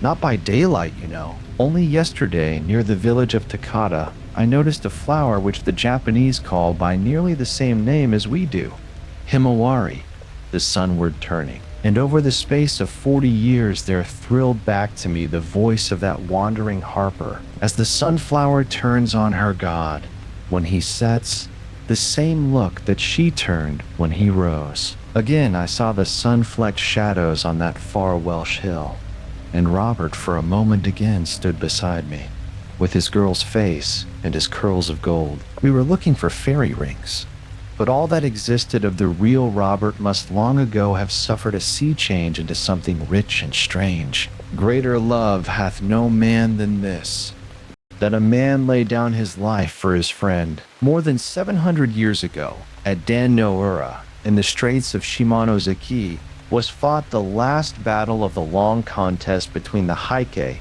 or Taira clan, and the Genji, or Minamoto clan. There the Heike perished utterly, with their women and children, and their infant emperor likewise, now remembered as Antoku Tenno, and that sea and shore have been haunted for 700 years. Elsewhere, I told you about the strange crabs found there, called Heike crabs, which have human faces on their backs, and are said to be the spirits of the Heike warriors. But there are many strange things to be seen and heard along that coast. On dark nights, thousands of ghostly fires hover about the beach, or flit above the waves. Pale lights which the fishermen call onibi, or demon fires. And whenever the winds are up, a sound of great shouting comes from that sea, like a clamor of battle. In former years, the Heike were much more restless than they now are. They would rise about ships passing in the night and try to sink them, and at all times they would watch for swimmers to pull them down. It was in order to appease those dead that the Buddhist temple, Amidaji, was built at Akamagaseki. A cemetery also was made close by, near the beach, and within it were set up monuments inscribed with the names of the drowned emperor and of his great vassals, and Buddhist services were regularly performed there on behalf of the spirits of them.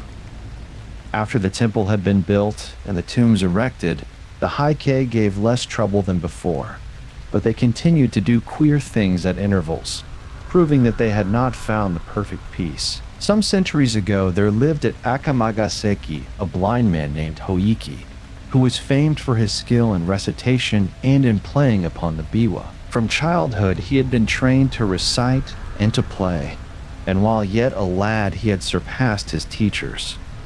As a professional biwa hoshi, he became famous chiefly by his recitations of the history of the Heike and the Genji, and it is said that when he sang the song of the Battle of Dan no Ura, even the goblins, the Kijin, could not refrain from tears. At the outset of his career, Hoichi was very poor, but he found a good friend to help him.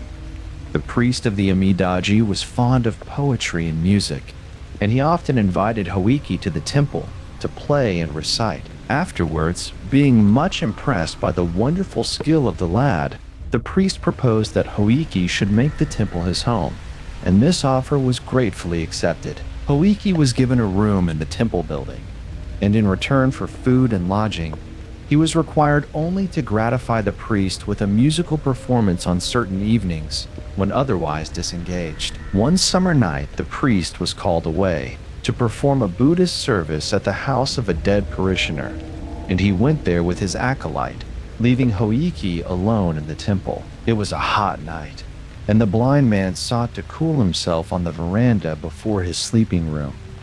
The veranda overlooked a small garden in the rear of the Amidaji. There Hoichi waited for the priest's return and tried to relieve his solitude by practicing upon his biwa. Midnight passed, and the priest did not appear, but the atmosphere was still too warm for comfort within doors, and Hoichi remained outside. At last, he heard steps approaching from the back gate. Somebody crossed the garden, advanced to the veranda, and halted directly in front of him. But it was not the priest. A deep voice called the blind man's name, abruptly and unceremoniously, in the manner of a samurai summoning an inferior. Hoichi. Hoichi was too much startled for the moment to respond, and the voice called again in a tone of harsh command. Hoichi. "Hi," answered the blind man, frightened by the menace in the voice. "I am blind. I cannot know who calls." "There is nothing to fear," the stranger exclaimed, speaking more gently. "I am stopping near this temple, and have been sent to you with a message. My present lord, a person of exceedingly high rank, is now staying in Akamagaseki with many noble attendants. He wished to view the scene of the Battle of Dan no Ura, and today he visited that place. Having heard of your skill in reciting the story of the battle, he now desires to hear your performance. So you will take your biwa and come with me at once to the house where the august assembly is waiting. In those times, the order of a samurai was not to be lightly disobeyed. Hoiki donned his sandals, took his biwa, and went away with the stranger, who guided him deftly, but obliged him to walk very fast. The hand that guided was iron, and the clank of the warrior's stride proved him fully armed. Probably some palace guard on duty. Hoiki's first alarm was over. He began to imagine himself in good luck, for, remembering the retainer's assurance about a person of exceedingly high rank, he thought that the lord who wished to hear the recitation could not be less than a daimyo of the first class. Presently, the samurai halted, and Hoiki became aware that they had arrived at a large gateway, and he wondered, for he could not remember any large gate in that part of the town except the main gate of the Amidajai. "Kaimon," the samurai called, and there was a sound of unbarring, and the twain passed on. They traversed a space of garden and halted again before some entrance. The retainer cried in a loud voice, "Within there, I have brought Hoiki." Then came sounds of feet hurrying and screens sliding and rain doors opening and voices of women in converse. By the language of the women, Hoiki knew them to be domestics in some noble household, but he could not imagine to what place he had been conducted. After he had been helped to mount several stone steps, a woman's hand guided him along interminable reaches of polished planking and round pillared angles too many to remember, and over widths amazing of matted floor, into the middle of some vast apartment. There he thought that many great people were assembled. The sound of the rustling of silk was like the sound of leaves in a forest. He heard also a great humming of voices, talking in undertones, and the speech was the speech of courts. Hoiki was told to put himself at ease, and he found a kneeling cushion ready for him. After having taken his place upon it and tuned his instrument, the voice of a woman, whom he divined to be the rojo, or matron in charge of the female service, addressed him. "It is now required that the history of the Heike be recited to the accompaniment of the baiwa." Now the entire recital would have required a time of many nights. Therefore, Hoiki ventured a question. As the whole of the story is not soon told, what portion is it augustly desired that I now recite? The woman's voice made answer, "Recite the story of the battle at Dan no Wura, for the pity of it is the most deep." Then Hoiki lifted up his voice and chanted the chant of the fight on the bitter sea, wonderfully making his biwa to sound like the straining of oars and the rushing of ships, the whir and the hissing of arrows, the shouting and trampling of men, the crashing of steel upon helmets, the plunging of slain in the flood. And to left and right of him, in the pauses of his playing, he could hear voices murmuring praise. How marvelous an artist! Never in our own province was playing heard like this. Not in all the empire is there another singer like Hoiki. Then fresh courage came to him, and he played and sang yet better than before, and a hush of wonder deepened about him. But when at last he came to tell the fate of the fair and helpless, the piteous perishing of the women and children, and the death leap of Nino Amma, with the imperial infant in her arms, then all the listeners uttered together one long shuddering cry of anguish, and thereafter they wept and wailed so loudly and so wildly that the blind man was frightened by the violence of grief that he had made. For much time the sobbing and the wailing continued, but gradually the sounds of lamentation died away, and again, in the great stillness that followed, Hoiki heard the voice of the woman whom he supposed to be the rojo. She said, "Although we had been assured that you were a very skillful player upon the biwa,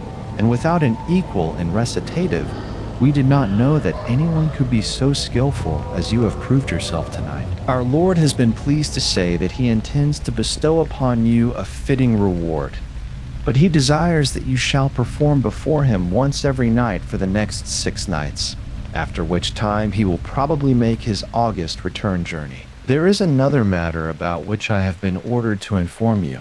It is required that you shall speak to no one of your visits here during the time of our Lord's August sojourn at Akamagasaki. As he is traveling incognito, he commands that no mention of these things be made. You are now free to go back to your temple." After Hoiki had duly expressed his thanks, a woman's hand conducted him to the entrance of the house, where the same retainer was waiting to take him home. The retainer led him to the veranda at the rear of the temple, and there bade him farewell. It was almost dawn when Hoiki returned, but his absence from the temple had not been observed, as the priest, coming back at a very late hour, had supposed him asleep. During the day, Hoiki was able to take some rest, and he said nothing about his strange adventure. In the middle of the following night, the samurai again came for him and led him to the August Assembly, where he gave another recitation with the same success. But during this second visit, his absence from the temple was accidentally discovered, and after his return in the morning, he was summoned to the presence of the priest, who said to him, in a tone of kindly reproach, "We have been very anxious about you, friend Hoiki. To go out, blind and alone, at so late an hour is dangerous. Why did you go without telling us? I could have ordered a servant to accompany you. And where have you been?" Hoiki answered, evasively. "Pardon me, kind friend. I had to attend to some private business, and I could not arrange the matter at any other hour." The priest was surprised, rather than pained, by Hoiki's reticence. He felt it to be unnatural, and suspected something wrong. He feared that the blind lad had been bewitched or deluded by some evil spirits. He did not ask any more questions, but he privately instructed the men servants of the temple to keep watch upon Hoiki's movements and to follow him in case that he should again leave the temple after dark. On the very next night, Hoiki was seen to leave the temple, and the servants immediately lighted their lanterns and followed after him. But it was a rainy night and very dark. Before the temple folks could get to the roadway, Hoiki had disappeared. Evidently, he had walked very fast.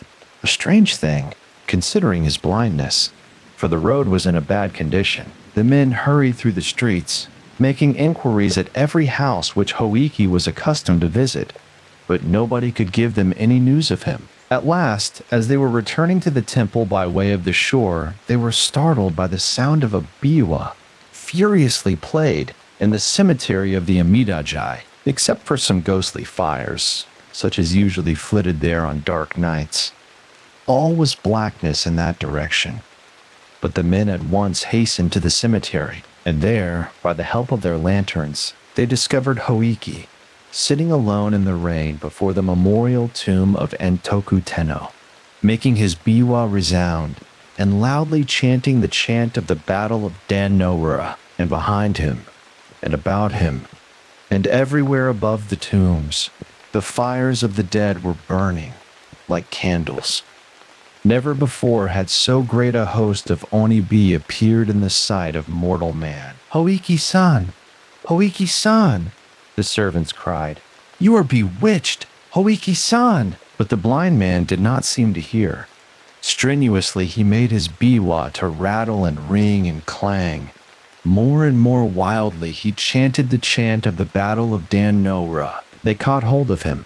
They shouted into his ear, "Hoiki-san! Hoiki-san! Come home with us at once!" Reprovingly he spoke to them. "To interrupt me in such a manner before this august assembly will not be tolerated." Whereat, in spite of the weirdness of the thing, the servants could not help laughing. Sure that he had been bewitched, they now seized him and pulled him up on his feet, and by main force hurried him back to the temple, where he was immediately relieved of his wet clothes by order of the priest. Then the priest insisted upon a full explanation of his friend's astonishing behavior. Hoiki long hesitated to speak, but at last, finding that his conduct had really alarmed and angered the good priest, he decided to abandon his reserve, and he related everything that had happened from the time of the first visit of the samurai. The priest said, "Hoiki, my poor friend, you are now in great danger. How unfortunate that you did not tell me all this before. Your wonderful skill in music has indeed brought you into strange trouble. By this time you must be aware that you have not been visiting any house whatever, but have been passing your nights in the cemetery among the tombs of the Heike, and it was before the memorial tomb of Antoku Tenno that our people tonight found you, sitting in the rain. All that you have been imagining was illusion, except the calling of the dead. By once obeying them, you have put yourself in their power. If you obey them again, after what has already occurred, they will tear you in pieces, but they would have destroyed you sooner or later in any event. Now I shall not be able to remain with you tonight. I am called away to perform another service, but before I go, it will be necessary to protect your body by writing holy texts upon it. Before sundown, the priest and his acolyte stripped Hoichi. Then, with their writing brushes, they traced upon his breast and back, head and face and neck, limbs and hands and feet, even upon the soles of his feet, and upon all parts of his body, the text of the Holy Sutra called Hanya Shinkyo. When this had been done, the priest instructed Hoichi, saying, "Tonight, as soon as I go away, you must seat yourself on the veranda and wait. You will be called, but whatever may happen, do not answer, and do not move. Say nothing and sit still, as if meditating. If you stir or make any noise, you will be torn asunder. Do not get frightened, and do not think of calling for help, because no help could save you. If you do exactly as I tell you, the danger will pass, and you will have nothing more to fear." After dark, the priest and the acolyte went away, and Hoichi seated himself on the veranda, according to the instructions given him. He laid his biwa on the planking beside him, and assuming the attitude of meditation, remained quite still, taking care not to cough or to breathe audibly. For hours he stayed thus. Then, from the roadway, he heard the steps coming. They passed the gate, crossed the garden, approached the veranda, stopped directly in front of him. "Hoichi!" the deep voice called. But the blind man held his breath and sat motionless. "Hoichi!" grimly called the voice a second time. Then a third time, savagely. "Hoichi!" Hoichi remained as still as a stone, and the voice grumbled. "No answer. That won't do. Must see where the fellow is." There was a noise of heavy feet mounting upon the veranda. The feet approached deliberately, halted beside him. Then, for long minutes, during which Hoichi felt his whole body shake to the beating of his heart, there was dead silence. At last, the gruff voice muttered close to him, "Here is the biwa, but of the biwa player I see, only 2 ears." So that explains why he did not answer. He had no mouth to answer with. There is nothing left of him but his ears. Now to my lord those ears I will take, in proof that the august commands have been obeyed, so far as was possible. At that instant, Hoichi felt his ears seized by fingers of iron and wrenched away. Great as the pain was, he gave no cry. The heavy footfalls receded along the veranda, descended into the garden, passed out to the roadway, ceased. From either side of his head, the blind man felt a thick, warm trickling, but he dared not lift his hands. Before sunrise, the priest came back. He hastened at once to the veranda in the rear, stepped and slipped upon something clammy, and uttered a cry of horror, for he saw, by the light of his lantern, that the clamminess was blood. But he perceived Hoichi sitting there, in the attitude of meditation, with the blood still oozing from his wounds. "My poor Hoichi!" cried the startled priest. "What is this? You have been hurt?" At the sound of his friend's voice, the blind man felt safe. He burst out sobbing, and tearfully told his adventure of the night. "Poor, poor Hoichi!" the priest exclaimed. "All my fault. My very grievous fault. Everywhere upon your body the holy texts had been written, except upon your ears. I trusted my acolyte to do that part of the work, and it was very, very wrong of me not to have made sure that he had done it. Well, the matter cannot now be helped. We can only try to heal your hurts as soon as possible. Cheer up, friend. The danger is now well over. You will never again be troubled by those visitors." With the aid of a good doctor, Hoichi soon recovered from his injuries. The story of his strange adventure spread far and wide and soon made him famous. Many noble persons went to Akamagasaki to hear him recite, and large presents of money were given to him so that he became a wealthy man. But from the time of his adventure, he was known only by the appellation of Miminashi Hoichi the Earless. The Story of O-Tei. A long time ago, in the town of Niigata, in the province of Echizen, there lived a man called Nagao Chosei. Nagao was the son of a physician and was educated for his father's profession. At an early age, he had been betrothed to a girl called O-Tei, the daughter of one of his father's friends, and both families had agreed that the wedding should take place as soon as Nagao had finished his studies. But the health of O-Tei proved to be weak, and in her 15th year she was attacked by a fatal consumption. When she became aware that she must die, she sent for Nagao to bid him farewell. As he knelt at her bedside, she said to him, "Nagao-sama, 1. My betrothed, we were promised to each other from the time of our childhood, and we were to have been married at the end of this year. But now I am going to die. The gods know what is best for us. If I were able to live for some years longer, I could only continue to be a cause of trouble and grief for others. With this frail body, I could not be a good wife, and therefore, even to wish to live for your sake would be a very selfish wish. I am quite resigned to die, and I want you to promise that you will not grieve. Besides, I want to tell you that I think we shall meet again." "Indeed, we shall meet again," Nagao answered earnestly. "And in that pure land, too, there will be no pain of separation." "Nay, nay," she responded softly. "I meant not the pure land.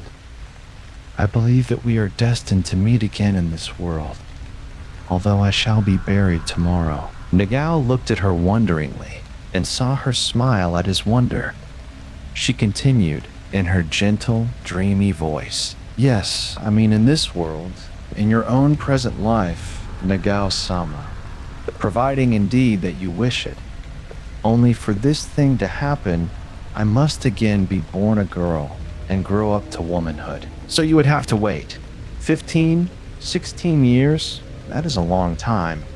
But my promised husband, you are now only 19 years old." Eager to soothe her dying moments, he answered tenderly, "To wait for you, my betrothed, were no less a joy than a duty.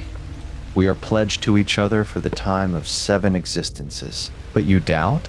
she questioned, watching his face. "My dear one," he answered, "I doubt whether I should be able to know you in another body, under another name, unless you can tell me of a sign or token." "That I cannot do," she said.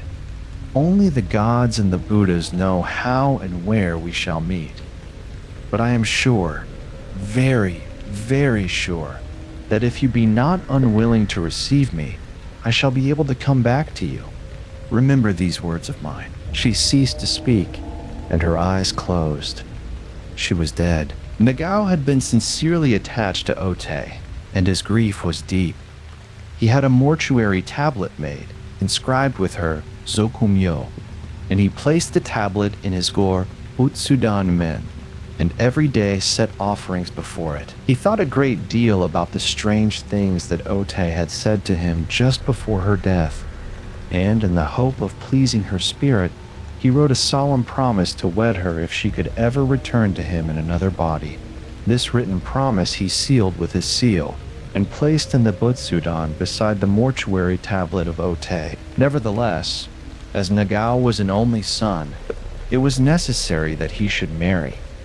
He soon found himself obliged to yield to the wishes of his family and to accept a wife of his father's choosing. After his marriage, he continued to set offerings before the tablet of O-Tei, and he never failed to remember her with affection. But by degrees, her image became dim in his memory, like a dream that is hard to recall. And the years went by. During those years, many misfortunes came upon him. He lost his parents by death, then his wife and his only child. so that he found himself alone in the world. He abandoned his desolate home and set out upon a long journey in the hope of forgetting his sorrows. One day, in the course of his travels, he arrived at Ikao, a mountain village still famed for its thermal springs and for the beautiful scenery of its neighborhood. In the village inn at which he stopped, a young girl came to wait upon him, and at the first sight of her face, he felt his heart leap as it had never leaped before. So strangely did she resemble O-Tei that he pinched himself to make sure that he was not dreaming.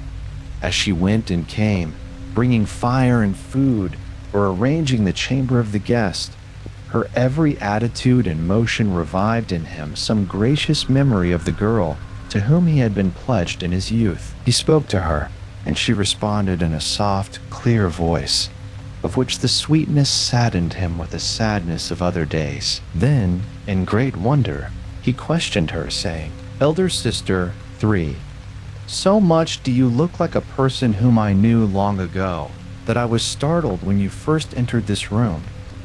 Pardon me, therefore, for asking what is your native place and what is your name?" Immediately, and in the unforgotten voice of the dead, she thus made answer, "My name is O-Tei, and you are Nagao Chosei of Ichigo, my promised husband. 17 years ago, I died in Niigata. Then you made in writing a promise to marry me if ever I could come back to this world in the body of a woman. And you sealed that written promise with your seal and put it in the Butsudan Ungur beside the tablet inscribed with my name, and therefore I came back." As she uttered these last words, she fell unconscious. Nagao married her, and the marriage was a happy one. But at no time afterwards could she remember what she had told him in answer to his question at Ikao. Neither could she remember anything of her previous existence. The recollection of the former birth, mysteriously kindled in the moment of that meeting, had again become obscured, and so thereafter remained.